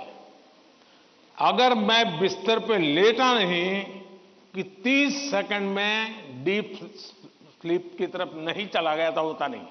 30 सेकंड लगता है मुझे। आप में से बहुत छोटी आयु के भी होंगे, कभी इधर कभी उधर, कभी उधर कभी उधर, फिर नींद आई तो आई। क्यों? मेरा बाकी जो जागृत अवस्था का समय है उसमें बहुत जागृत रहता हूं मैं। तो जब जागृत हूं तो पूरी तरह जागृत हूं, जब सोया हूं तो पूरी तरह सोया हूं। और वो बैलेंस, जो बड़ी आयु के लोग हों परेशान होते होंगे, हाँ यार हमें तो नींद ही नहीं आती, आधा घंटा तो ऐसे ही करवट बदलते रहते हैं। और ये आप अचीव कर सकते हैं। फिर एक विषय है न्यूट्रिशन। संतुलित आहार और आप जिस उम्र में हैं, उस उम्र में जिन चीजों की जरूरत है वो आपके आहार में है कि नहीं है। एक चीज पसंद है, बस खाते रहते हो, पेट भर जाता है, कभी मन भर जाता है, लेकिन शरीर की आवश्यकताएं पूरी नहीं करता है। 10th 12th का एक कालखंड ऐसा है जब आपके पास एग्जाम का वातावरण है, तो एक बार तय कीजिए कि मेरे शरीर को जितनी रिक्वायरमेंट है वो मैं लेता हूं। माँ बाप भी बच्चे को ऐसा ना करें, नहीं नहीं आज तो हलवा बनाया है, जरा ज्यादा खा ले। कभी माँ बाप को भी लगता है कि क्वांटिटी ज्यादा खिला दी तो बच्चा आज खुश है। जी नहीं, उसके शरीर, और इसके लिए कोई अमीरी गरीबी का मुद्दा नहीं है। जो उपलब्ध चीजें होती हैं उसी में से मिल जाता है जी, उसमें सारी चीजें रहती हैं।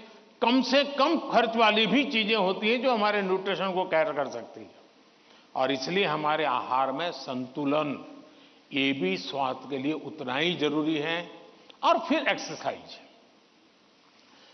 हमने पहलवानी वाली एक्सरसाइज करे या ना करे अलग बात है, लेकिन फिटनेस के लिए एक्सरसाइज करना चाहिए। जैसे डेली टूथब्रश करते हैं ना, वैसे ही नो कॉम्प्रोमाइज एक्सरसाइज करनी चाहिए। मैंने कुछ बच्चे ऐसे देखे हैं, वो छत पे चले जाते हैं, किताब लेके चलते हैं और पढ़ते रहते हैं, दोनों काम कर लेते हैं। कुछ गलत नहीं है, वो पढ़ता भी है और अपना धूप के अंदर चल भी लेता है, एक्सरसाइज भी हो जाती है। कोई न कोई ऐसा रास्ता निकालना चाहिए जिसमें आपकी फिजिकल एक्टिविटी होती रहती है। 5 minute 10 minute dedicated physical activity करनी ही चाहिए। ज्यादा कर सकते तो अच्छी बात है। अगर इन चीजों को सहज रूप से आप लाएंगे, एग्जाम के तनाव के बीच सब कुछ इधर करेंगे वो नहीं करेंगे तो नहीं चलेगा। संतुलित करिए, आपको बहुत फायदा होगा। धन्यवाद।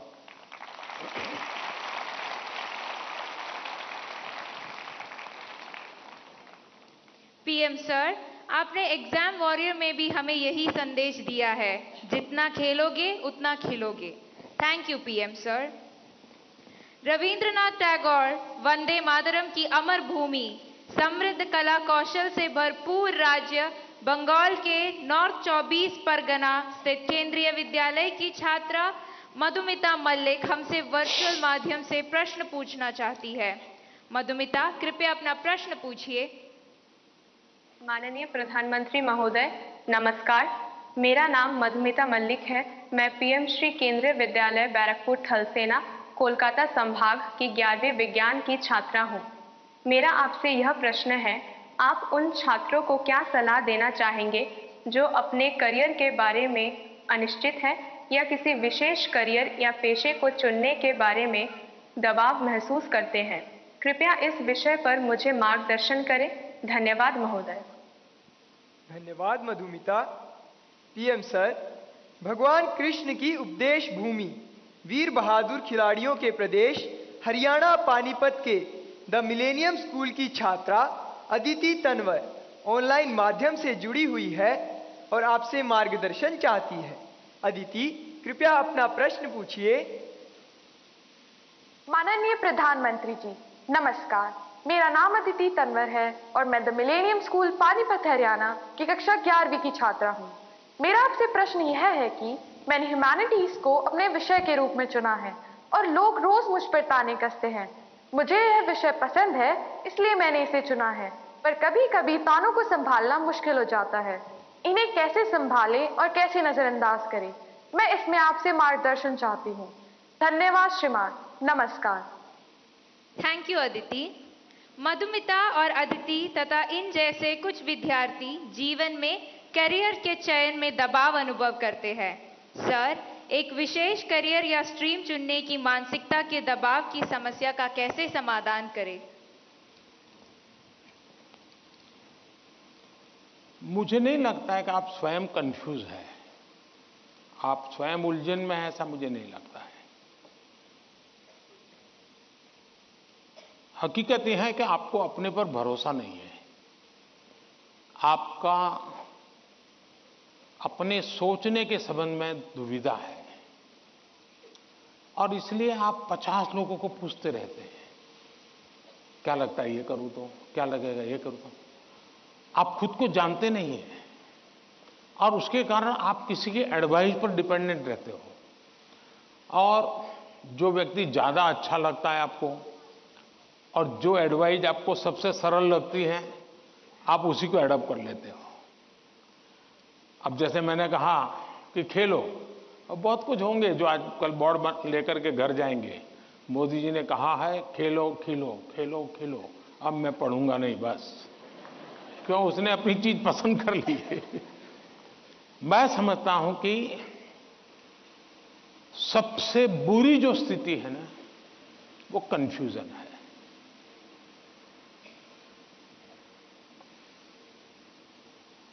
अनिर्णायकता है।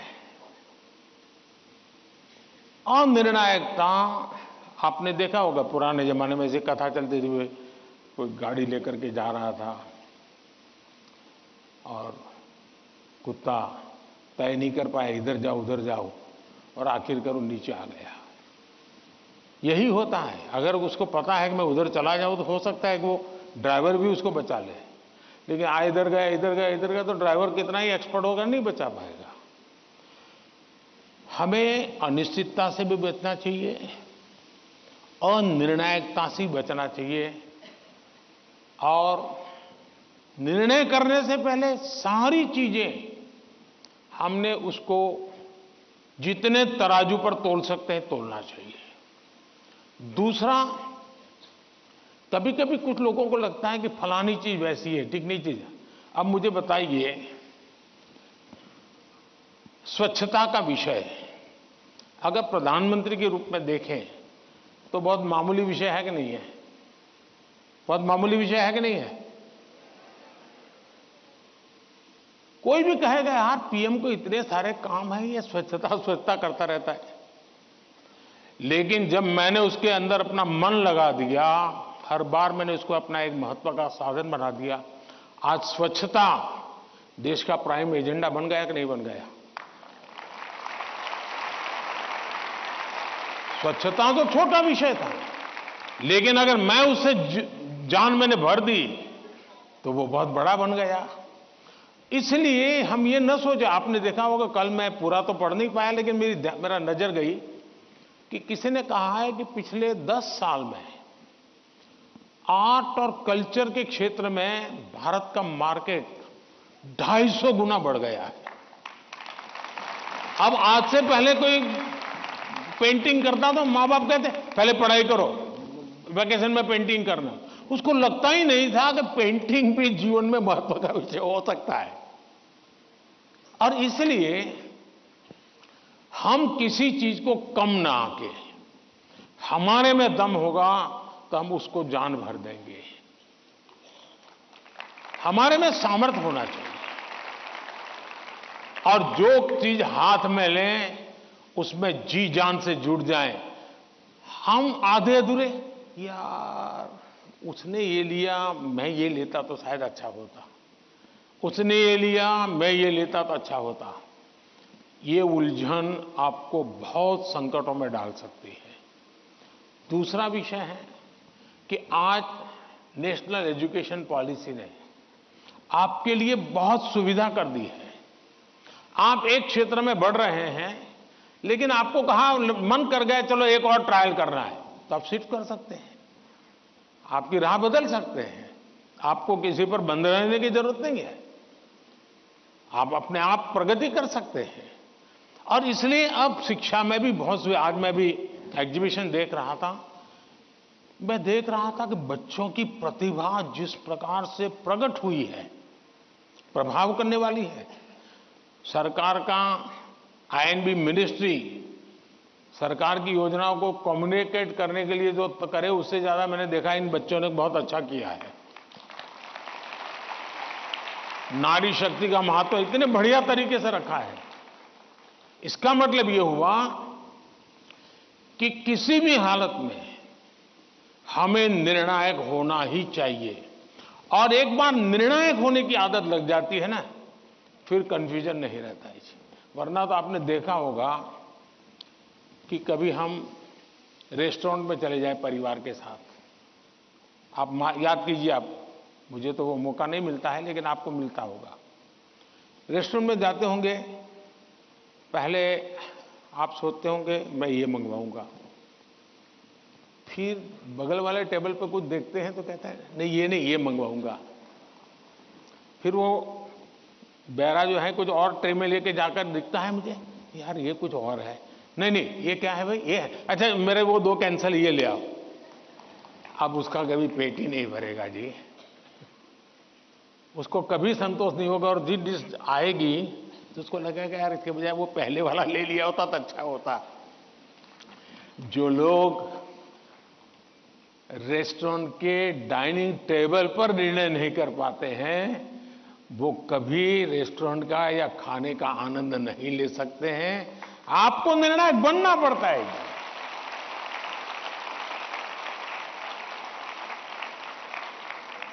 अगर आपकी मां आपको डेली सुबह पूछे आज क्या खाओगे, और आपके सामने 50 वैरायटी बोल दे, आप क्या करोगे? घूम फिर करके आ जाओगे, रोज खाते हो वहीं पर आके खड़े हो जाओगे। मैं समझता हूं कि हमें आदत डालनी चाहिए कि हम निर्णायक बने।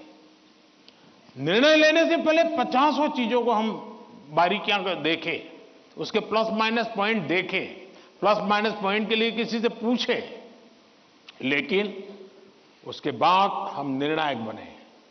और इसलिए कंफ्यूजन किसी भी हालत में आप किसी के लिए अच्छा नहीं है। अनिर्णायकता और खराब होती है, और उसमें से हमने बाहर आना चाहिए। Thank you.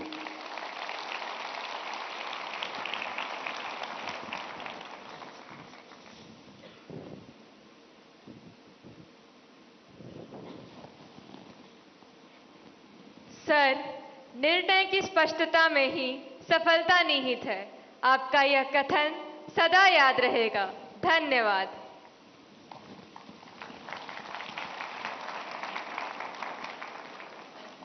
शांत समुद्र तट, चित्रमय गलियां और सांस्कृतिक विभिन्नताओं के लिए प्रसिद्ध नगर पुडुचेरी के गवर्नमेंट हायर सेकेंडरी स्कूल सदरापट की छात्रा दीवश्री हमारे बीच इस सभागार में मौजूद हैं और अपना प्रश्न पूछना चाहती हैं। दीवश्री, कृपया अपना प्रश्न पूछिए। नमस्ते, वणक्कम ऑनरेबल प्राइम मिनिस्टर सर। वणक्कम वणक्कम। My name is Deepasri. I am coming from Government Higher Secondary School, Sedrapat, Puducherry.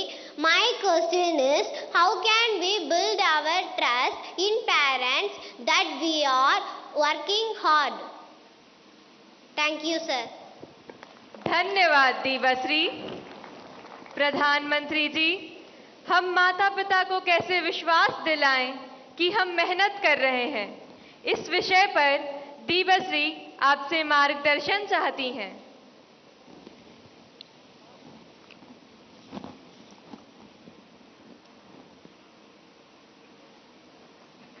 आपने सवाल पूछा है, लेकिन सवाल के पीछे दूसरा सवाल है आपके मन में, जो आप पूछ नहीं रही है। दूसरा सवाल यह है कि पूरे परिवार में मिसट्रस्ट है, ट्रस्ट डेफिसिट है, और ये यानी आपकी बहुत अच्छी परिस्थिति को आपने पकड़ा है। आपने उसको प्रस्तुत तो ऐसे किया घर में कोई नाराज ना हो जाए, लेकिन ये सोचने का विषय है टीचर के लिए भी और पेरेंट्स के लिए भी, कि ऐसा क्या कारण है कि हम ट्रस्ट डेफिसिट पारिवारिक जीवन में अनुभव कर रहे हैं। अगर पारिवारिक जीवन में भी हम ट्रस्ट डेफिसिट अनुभव करते हैं तो ये बहुत ही चिंता का विषय है। और ये ट्रस्ट डेफिसिट अचानक नहीं होती है, एक लंबे कालखंड से गुजर करके निकलती है। और इसलिए हर पेरेंट्स को, हर टीचर को, हर स्टूडेंट्स को बहुत ही बारीकी से अपने आचरण को एनालाइज करते रहना चाहिए। आखिरकार माँ बाप मेरी बात पे भरोसा क्यों नहीं करते? कहीं न कहीं तो ऐसी बातें हुई होगी जिसके कारण उनका ये मन बन गया होगा। कभी आपने कहा होगा कि मैं अपनी सहेली को मिलने जा रही हूं, और माँ बाप ने अगर बाद में पता चला कि आप तो उस दिन उसके यहां गई नहीं थी, तो ट्रस्ट डेफिसिट शुरू हो जाते। यार उसने तो कहा था वहां जाऊंगा, लेकिन मान लीजिए वहां गए नहीं, लेकिन आकर के कह दिया कि मैंने तय किया था उनके यहां जाऊंगा, लेकिन रास्ते में मेरा मन बदल गया तो मैं वहां चला गई थी। तो कभी भी ये ट्रस्ट डेफिसिट की स्थिति पैदा नहीं होगी।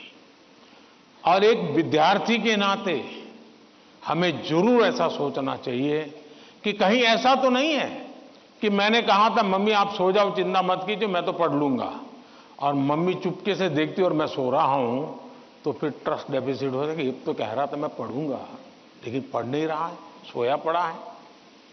आप कहते थे कि मां मैं अब 1 सप्ताह तक मोबाइल को हाथ नहीं लगाऊंगा, लेकिन छुपके से दिख रहा है मां को, अरे तो फिर ट्रस्ट डेफिसिट पैदा हो जाती है। क्या आप जो कहते हैं उसको सचमुच में पालन करते हैं क्या? अगर आप पालन करते हैं तो मैं नहीं मानता हूं कि पेरेंट्स को या टीचर्स को इस प्रकार की ट्रस्ट डेफिसिट की स्थिति पैदा होगी, आपके प्रति अविश्वास का कारण बनेगा। उसी प्रकार से मां बाप को भी सोचना चाहिए। कुछ मां बाप को ऐसी आदत होती है, जैसे मान लीजिए किसी मां बाप ने, मां ने बहुत बढ़िया खाना बनाया है और बेटा आया, किसी न किसी कारण से उसका खाने का मन नहीं है, लेकिन बहुत कम खाया, तो मां क्या कहेगी? जरूर कहीं खा करके आए होंगे, जरूर किसी के घर में पेट भर करके आए होंगे। तो फिर उसको चोट पहुंचती है, फिर वो सच बोलता नहीं है। फिर मां को ठीक रखने के लिए, ठीक है चलो अच्छा लगे बुरा लगे, मैं जितना मुंह में डाल, पोस्ट ऑफिस में डालता हूं डाल दूंगा। ये ट्रस्ट डेफिसिट पैदा हो जाता है। हर घर के अंदर ये अनुभव आता होगा। आपको माताजी ने, पिताजी ने मानो आपको पैसे दिए और आपको कहा 1 महीने का तुम्हारा ये 100 रुपया तुम्हें देते हैं पॉकेट का, और फिर हर तीसरे दिन पूछते हैं वो 100 रुपये का कह दिया। अरे भाई तुमने 30 दिन के लिए दिया है ना, दूसरा मांगने तो आया नहीं तुम्हारे पास, तो भरोसा करो ना।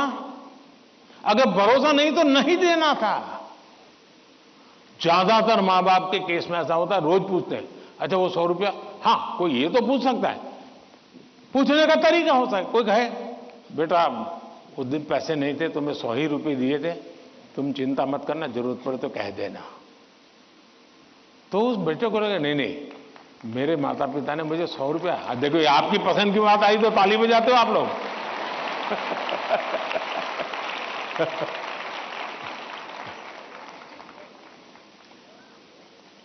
अगर वही सवाल ये पूछते 100 का क्या किया, इसके बजाय कह दे, तो बेटा कहेगा ना मां बिल्कुल नहीं, मेरे पास पैसे हैं, सफिशिएंट है। यानी हमारा एक दूसरे के बीच बात करने का तरीका कैसा है, ये चीजें सामान्य जीवन में जो अनुभव आती हैं वो फिर धीरे धीरे एजुकेशन सिस्टम के साथ रोजमर्रा की हमारी अपेक्षाएं होती है, उसके टकराव में कन्वर्ट हो जाती है। फिर कहा मार्क्स क्यों नहीं आए, बस तुम पढ़ते ही होंगे, ध्यान देते नहीं होंगे, क्लास में बैठते नहीं होंगे, अपने दोस्तों के साथ गप्पे मारते होंगे, हो सकता है वो पैसे हैं सिनेमा देखने चले गए होंगे, मोबाइल फोन पर रील देखते होंगे। फिर वो कुछ न कुछ कहना शुरू हो जाता है, फिर दूरी बढ़ जाती है। पहले ट्रस्ट खत्म हो जाता है, फिर दूरी बढ़ जाती है, और ये दूरी कभी कभी बच्चों को डिप्रेशन की तरफ धकेल देती है। और इसलिए मां बाप के लिए बहुत आवश्यक है, उसी प्रकार से टीचर्स ने भी बच्चों के साथ इतना खुलापन रखना चाहिए सहज रूप से अपनी बात कह सके। अगर उसको कोई सवाल समझ में नहीं आया तो कोई टीचर हड़का देगा, तुझे कुछ समझ नहीं आने वाला तो बाकियों को विद्यार्थियों का टाइम खराब मत करो, बैठ जाओ। कभी कभी क्या करते हैं टीचर भी, जो 4-5 होनहार बच्चे होते हैं ना, उनको वो बहुत प्रिय लगते हैं, उनसे उनका मन लग जाता है। बाकी क्लास में 20 बच्चे हैं, 30 बच्चे हैं, वो जाने उनका नसीब जाने, ये 2-4 में अपना मन लगा देते हैं, सब चीजें वाहवाही उन्हीं की करते रहते हैं, वही रिजल्ट देकर गए। अब आप उसको कितना आगे ले जा पाते हो तो अलग बात है, लेकिन बाकी जो है वहां से नीचे गिरा देते हैं। और इसलिए कृपा करके आपके लिए सभी स्टूडेंट समान होने चाहिए, सबके साथ इक्वली। हाँ, जो तेज होगा वो अपने आप में से जो अमृत है वो ले लेगा, लेकिन जिसको सबसे ज्यादा जरूरत है उसके प्रति अगर आप सिंपैथेटिक, और उसमें भी मैं मानता हूं उसके गुणों की तारीफ कीजिए। कभी एक बच्चा बिल्कुल वीक है पढ़ने में, लेकिन उसके हैंड राइटिंग अच्छे है, तो उसके सीट पे जाकर के, अरे यार क्या बढ़िया लिखते हो तुम, कितने हैंड राइटिंग तुम्हारे अच्छे हैं, क्या स्मार्टनेस है तुम्हारी। कभी ऐसा एक डल विद्यार्थी है, अरे यार तेरा कपड़ा बहुत शर्ट बहुत अच्छा है, उसके अंदर कॉन्फिडेंस बिल्डअप होगा, वो आपके साथ खुलने लग जाएगा, वो आपसे बातें करने लगेगा कि ये साहब के प्रति मेरे प्रति उनका ध्यान है। अगर ये सहज वातावरण बन जाएगा तो मैं नहीं मानता हूं कि, लेकिन ये विद्यार्थियों का भी उतना ही दायित्व है। हमें आत्मचिंतन करना चाहिए कि मेरी ऐसी कौन सी बातें थी जिसने मेरे घर के लोगों का मुझ पर से भरोसा उठ गया। ये किसी भी हालत में हमारे आचरण से हमारे परिवार के, हमारे टीचर का हम पे भरोसा उठना नहीं चाहिए। हमसे कुछ नहीं हुआ तो कहना चाहिए। दूसरा, मुझे लगता है कि परिवार में एक प्रयोग कर सकते हैं। मान लीजिए आपका बेटे या बेटी के 5 दोस्त हैं, तय कीजिए कि महीने में एक बार 2 घंटे वो 5 परिवार किसी एक परिवार में एकत्र होंगे, दूसरे महीने दूसरे परिवार में बिल्कुल गेट टुगेदर करेंगे, और उसमें बच्चे बूढ़े सम हो गए। ऐसा नहीं कि 2 लोगों को घर छोड़ के आ जाएंगे। 80 साल के माँ बाप भी अगर फिजिकली फिट है, आ सकते हैं, उनको भी लेके आइए। और फिर तय कीजिए कि आज वो तो तीसरे नंबर का दोस्त है, उसकी माताजी एक कोई पॉजिटिव बुक पढ़ करके उसकी कथा सुनाएगी। अगले बार तय किए जो 4 नंबर का दोस्त है, उसके पिताजी एक कोई पॉजिटिव मूवी देखा होगा तो उसकी कथा सुनाएंगे। जब भी आप 1 घंटे का गेट टुगेदर करें, सिर्फ और सिर्फ उदाहरणों के साथ, किसी रेफरेंस के साथ पॉजिटिव चीजों की चर्चा करें, वहां के किसी के रेफरेंस से नहीं। आप देख लेना, धीरे धीरे वो पॉजिटिविटी पर्कुलेट होगी, और यही पॉजिटिविटी सिर्फ आपके बच्चों के प्रति नहीं, अंदर अंदर भी ऐसा ट्रस्ट का वातावरण बना देगी कि आप सब एक इकाई बन जाएंगे, एक दूसरे के मददगार बन जाएंगे। और मैं मानता हूं ऐसे कुछ प्रयोग करते रहना चाहिए। धन्यवाद।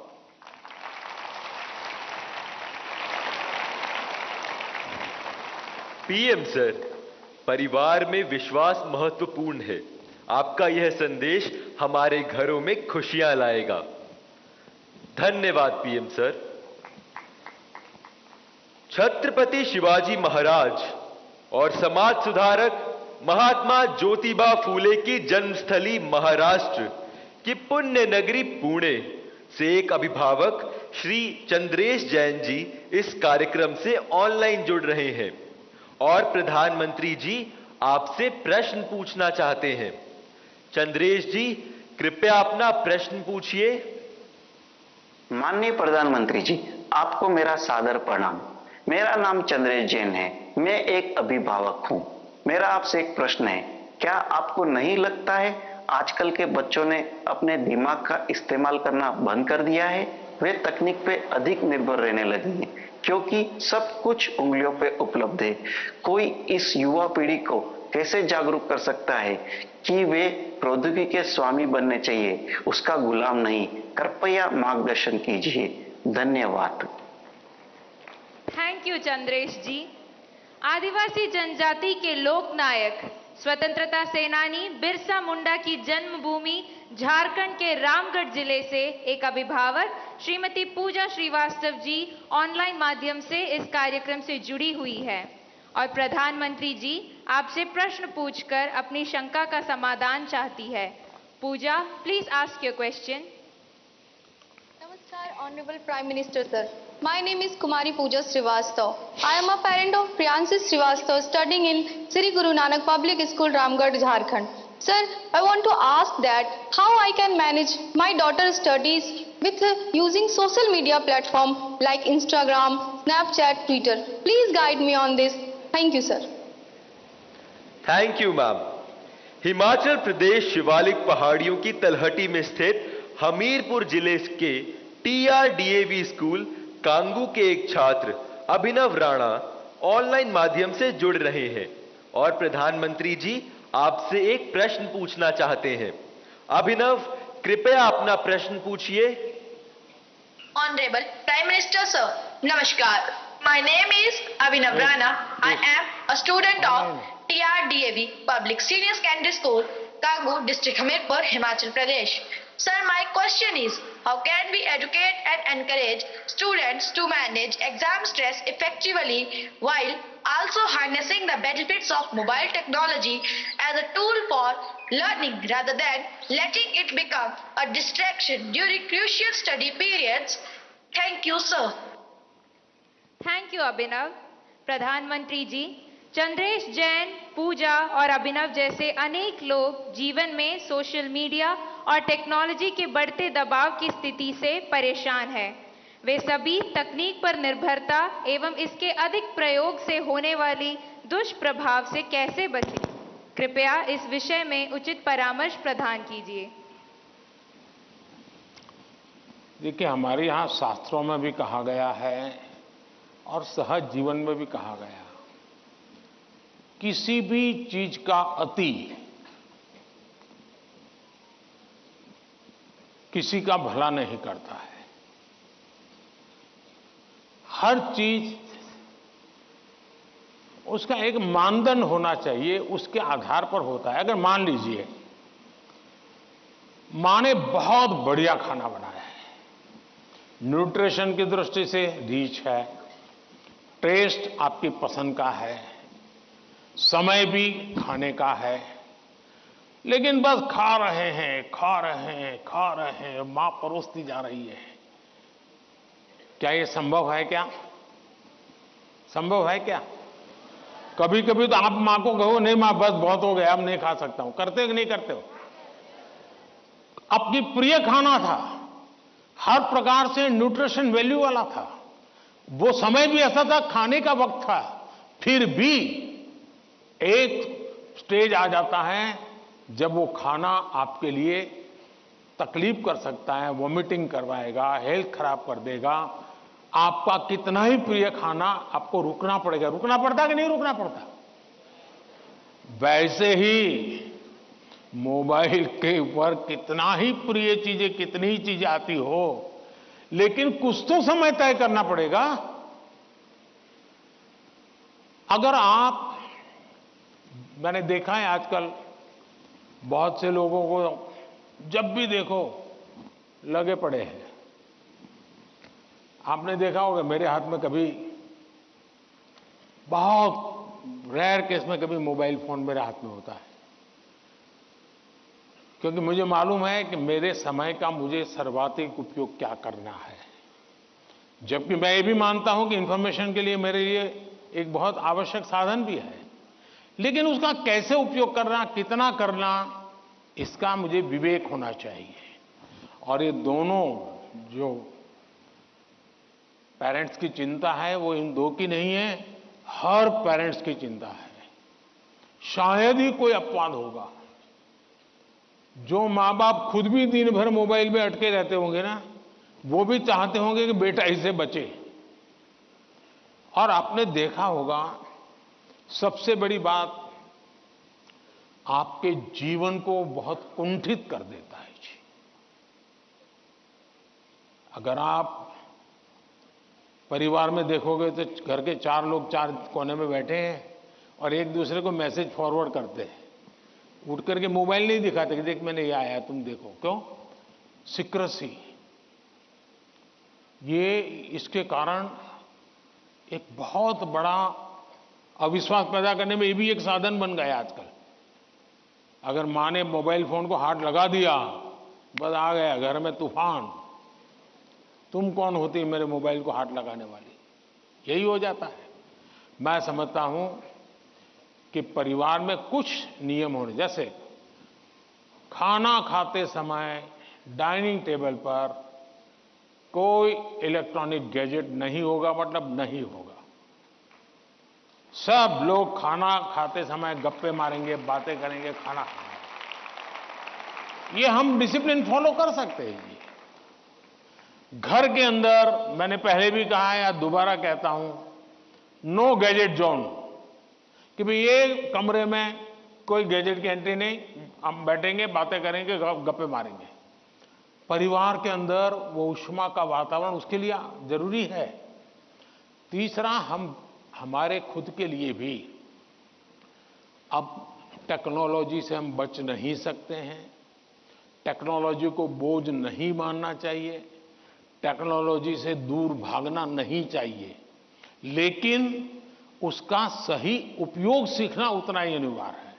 अगर आप टेक्नोलॉजी से परिचित हैं, आपके माता पिता को पूरा नॉलेज नहीं है, सबसे पहला आपका काम है आज मोबाइल पर क्या क्या अवेलेबल है उनसे चर्चा कीजिए, उनको एजुकेट कीजिए और उनको विश्वास में लीजिए कि देखिए मैथ्स में मुझे ये चीज़ें यहाँ मिलती हैं, केमिस्ट्री में मुझे ये मिलती हैं, हिस्ट्री में ये मिलती हैं और मैं इसको देखता हूँ, आप भी देखिए।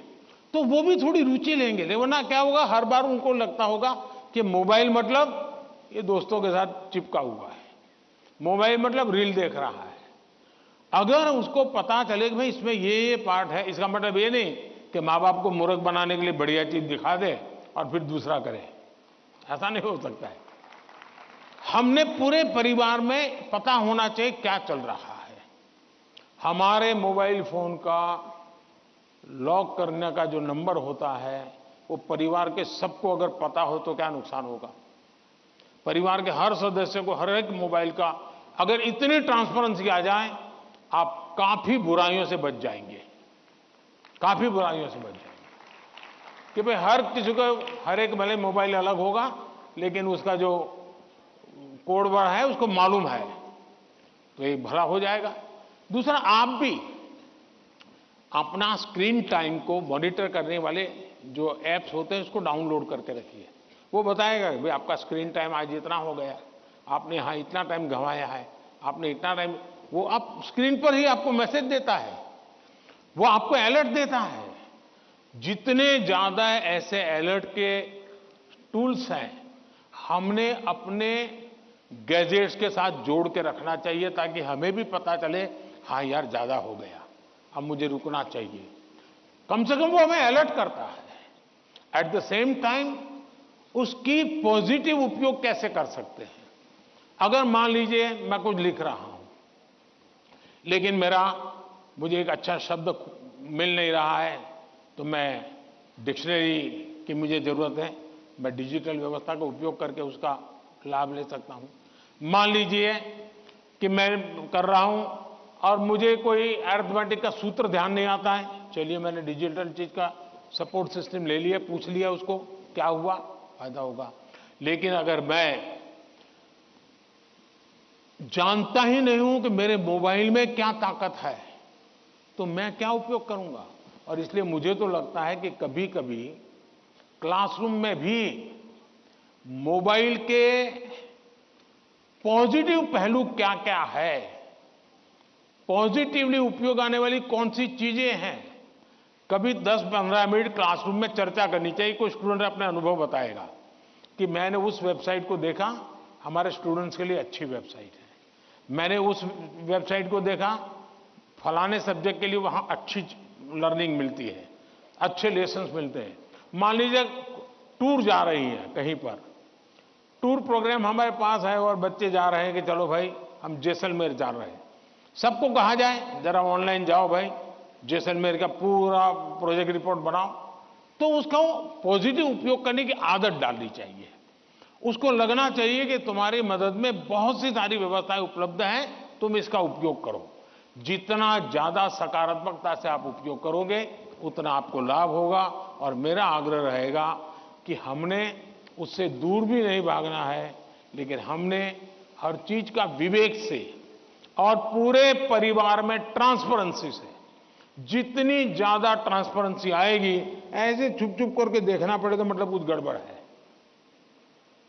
जितनी ट्रांसपेरेंसी आएगी उतना लाभ ज्यादा होगा।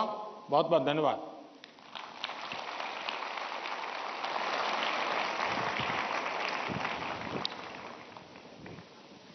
पीएम सर, सफलता के लिए जीवन में संतुलन बहुत महत्वपूर्ण है। यह मंत्र हमें सही राह पर अग्रसर करेगा। धन्यवाद। महाकवि सुब्रमण्यम भारती की जन्मभूमि तमिलनाडु की राजधानी चेन्नई के मॉडर्न सीनियर सेकेंडरी स्कूल के छात्र एम वागेश ऑनलाइन माध्यम से जुड़े हैं और प्रधानमंत्री जी आपसे प्रश्न पूछना चाहते हैं। M Vagesh, please ask your question. Honorable Prime Minister Sir, Namaste. My name is M. Vagesh. I am student of Modern Senior Secondary School, Nanganallur, Chennai. My question is, how do you handle stress and pressure in the super strong position as a Prime Minister? What is your key factor of controlling stress? Thank you. आप भी बनना चाहते हैं क्या? तैयारी कर रहे हो क्या? धन्यवाद एम वागेश। आज की इस परिचर्चा का अंतिम प्रश्न देवभूमि उत्तराखंड, जो अपनी प्राकृतिक सुषमा के लिए प्रसिद्ध है, उधम सिंह नगर स्थित डायनेस्टी मॉडर्न गुरुकुल एकेडमी की छात्रा स्नेहा त्यागी ऑनलाइन माध्यम से जुड़ी हैं और प्रधानमंत्री जी से प्रश्न पूछना चाहती हैं। स्नेहा, कृपया अपना प्रश्न पूछिए। दिव्य है, अतुल्य है, अदम्य साहस का परिचय है आप।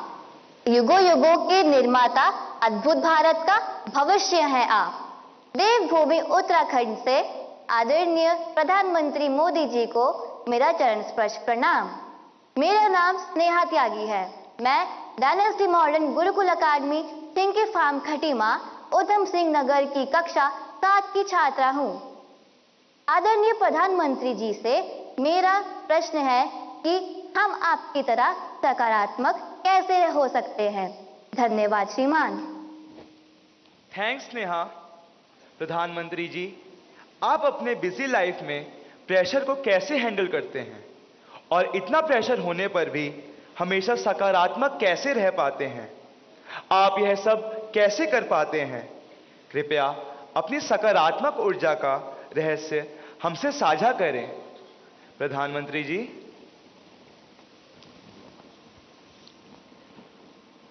इसके कई जवाब हो सकते हैं। एक तो मुझे अच्छा लगा कि आपको पता है कि प्रधानमंत्री को कितना प्रेशर झेलना पड़ता है।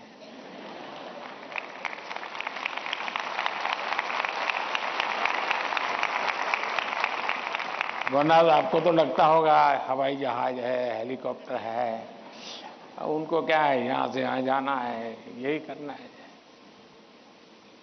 लेकिन आपको पता है कि भांति भांति के सुबह शाम, दरअसल हरेक के जीवन में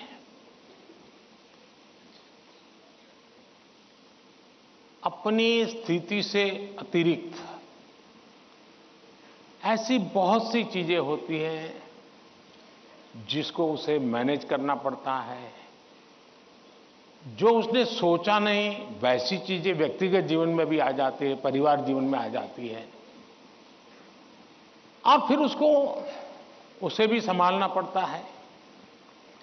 अब एक नेचर ऐसा होता है कि भाई बहुत बड़ी आंधी आई है, चलो कुछ पल बैठ जाएं, निकल जाने दो। कुछ संकट आया है, नीची मुंडी करो यार, समय जाएगा। शायद ऐसे लोग जीवन में कुछ अचीव नहीं कर सकते। मेरी प्रकृति है और जो मुझे काफी उपकारक लगी है, मैं हर चुनौती को चुनौती देता हूं।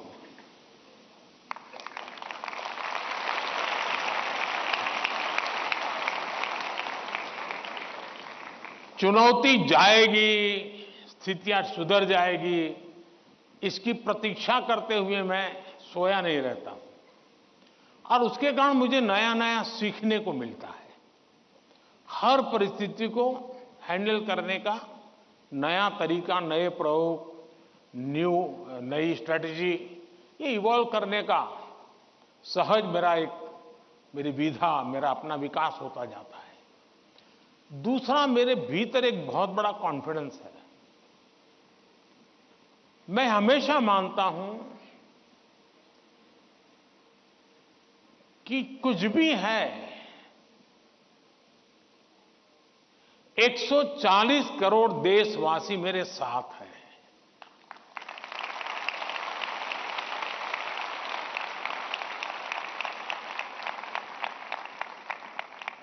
अगर 100 मिलियन चुनौतियां हैं तो बिलियंस ऑफ बिलियन समाधान भी है। मुझे कभी नहीं लगता है कि मैं अकेला हूं। मुझे कभी नहीं लगता है कि मुझे करना है। मुझे हमेशा पता होता है मेरा देश सामर्थ्यवान है, मेरे देश के लोग सामर्थ्यवान है, मेरे देश के लोगों का मस्तिष्क सामर्थ्यवान है। हम हर चुनौती को पार कर जाएंगे। ये मूलभूत मेरे भीतर मेरा सोचने का पिंड है। और इसके कारण मुझे कभी नहीं लगता यार मुझ पर आया क्या करूंगा। मुझे लगता है नहीं, 140 करोड़ लोग हैं, संभल जाएंगे, ठीक है, आगे मुझे रहना पड़ेगा। और गलत हुआ तो गाली मुझे खानी पड़ेगी। लेकिन मेरे देश का सामर्थ्य, और इसलिए मैं अपनी शक्ति देश के सामर्थ्य को बढ़ाने में लगा रहा हूं। और जितना ज्यादा मैं मेरे देशवासियों का सामर्थ्य बढ़ाता जाऊंगा, चुनौतियों को चुनौती देने की ताकत हमारी और बढ़ती जाएगी।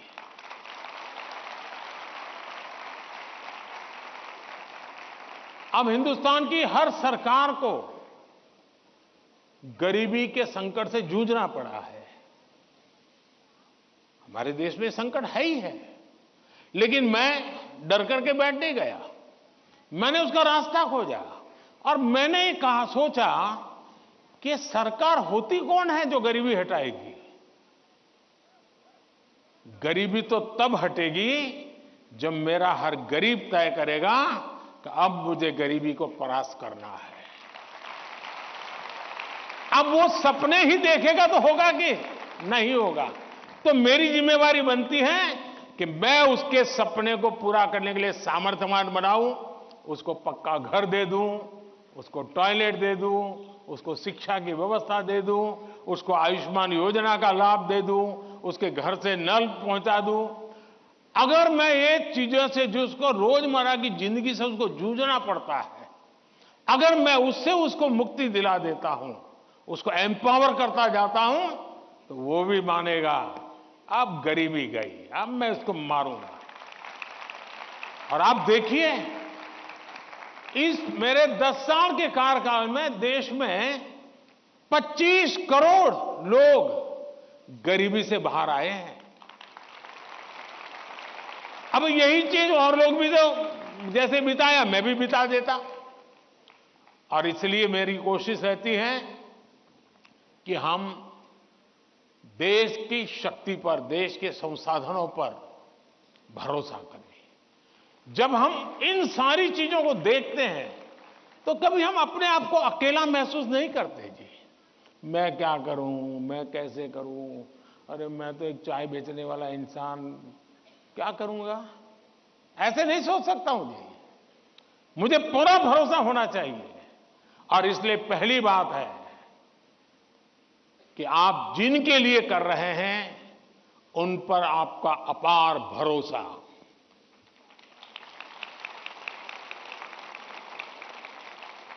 दूसरा, आपके पास निरक्षीर का विवेक चाहिए। कौन सा सही है, कौन सा गलत है, कौन सा आज जरूरी है, कौन सा अभी नहीं, बाद में देखेंगे। आप प्रायोरिटी तय करने का सामर्थ्य चाहिए। वो अनुभव से आता है, हर चीज को एनालाइज करने से आता है। मैं दूसरा प्रयास ये करता हूं। तीसरा, मैं गलती भी हो जाए तो ये मान के चलता हूं कि ये मेरे लिए लेसन है। मैं इसको निराशा का कारण नहीं मानता हूं। अब आप देखिए, कोविड का संकट कितना भयंकर था। मामूली चुनौती थी क्या? पूरी दुनिया फंसी पड़ी थी। अब मेरे लिए भी था कि क्या करो भाई, मैं कह दूं, अब क्या करे, तो भाई वैश्विक बीमारी है, दुनिया भर में ऐसा ही है, सब अपना अपना संभाल लो। मैंने ऐसा नहीं किया। रोज टीवी पे आया, रोज देशवासियों से बात की, कभी ताली बजाने के लिए कहा, कभी थाली बजाने के लिए कहा, कभी दिया जलाने के लिए कहा। वो एक्ट कोरोना को खत्म नहीं करता है, लेकिन वो एक्ट कोरोना के खिलाफ लड़ाई लड़ने की एक सामूहिक शक्ति को जन्म देता है। सामूहिक शक्ति को उभारना। अब देखिए, पहले भी खेल के मैदान में हमारे लोग जाते थे, कभी कोई जीत के आता था, कोई जीत के नहीं आता था। जाने वाले को पूछता नहीं था, आने वाले को पूछता नहीं था। मैंने कहा भले 3 मेडल के जीतते आएंगे, लेकिन मैं उसके ढोल पीटूंगा। तो धीरे धीरे करके 107 मेडल लेने का सामर्थ्य उन्हीं बच्चों में से निकला। सामर्थ्य तो था। सही दिशा, सही रणनीति, सही नेतृत्व परिणाम लाता है। जिसके पास सामर्थ्य है, उसका सही उपयोग करना चाहिए। और मेरा तो गवर्नेंस का एक सिद्धांत रहा है कि अच्छी सरकार चलाने के लिए, इन समस्याओं के समाधान के लिए भी आपको नीचे से ऊपर की तरफ सही जानकारी आनी चाहिए, परफेक्ट इंफॉर्मेशन आनी चाहिए, और ऊपर से नीचे की तरफ परफेक्ट गाइडेंस जाना चाहिए। अगर ये 2 वे चैनल परफेक्ट रही, उसका कम्युनिकेशन, उसकी व्यवस्थाएं, उसके प्रोटोकॉल, उसको ठीक से किया, तो आप चीजों को संभाल सकते हैं। कोरोना एक बहुत बड़ा उदाहरण है। और इसलिए मैं मानता हूं कि हम निराश होने का कोई कारण ही नहीं होता है जीवन में। और अगर एक बार मन में तय कर लिया कि निराश होना ही नहीं है, तो फिर सिवाय पॉजिटिविटी कुछ आता ही नहीं है। और मेरे यहां निराशा के सारे दरवाजे बंद हैं। कोई कोना भी, एक छोटी खिड़की भी मैंने खुली नहीं रखी है कि निराशा वहां से घुस जाए। और आपने कभी देखा होगा, मैं रोता बैठता नहीं हूं जी। पता नहीं क्या होगा, वो हमारे साथ आएगा कि नहीं आएगा, वो हमसे भिड़ जाएगा क्या। अरे होता रहता है जी। हम किस चीज के लिए हैं? और इसलिए मैं मानता हूं कि जीवन में आत्मविश्वास से भरे हुए और अपने लक्ष्य के विषय में। और दूसरी बात है, जब कोई निजी स्वार्थ नहीं होता है, खुद के लिए कुछ करना तय होता है, तो निर्णयों में कभी भी दुविधा पैदा नहीं होती है। और वो एक बहुत बड़ी अमानत मेरे पास है। मेरा क्या, मुझे क्या, इससे मेरा कोई लेना देना नहीं है। सिर्फ और सिर्फ देश के लिए करना और आपके लिए करना, ताकि आपके माता पिता को जिन मुसीबतों से गुजरना पड़ा, मैं नहीं चाहता हूं कि उन मुसीबतों से आपको गुजरना पड़े।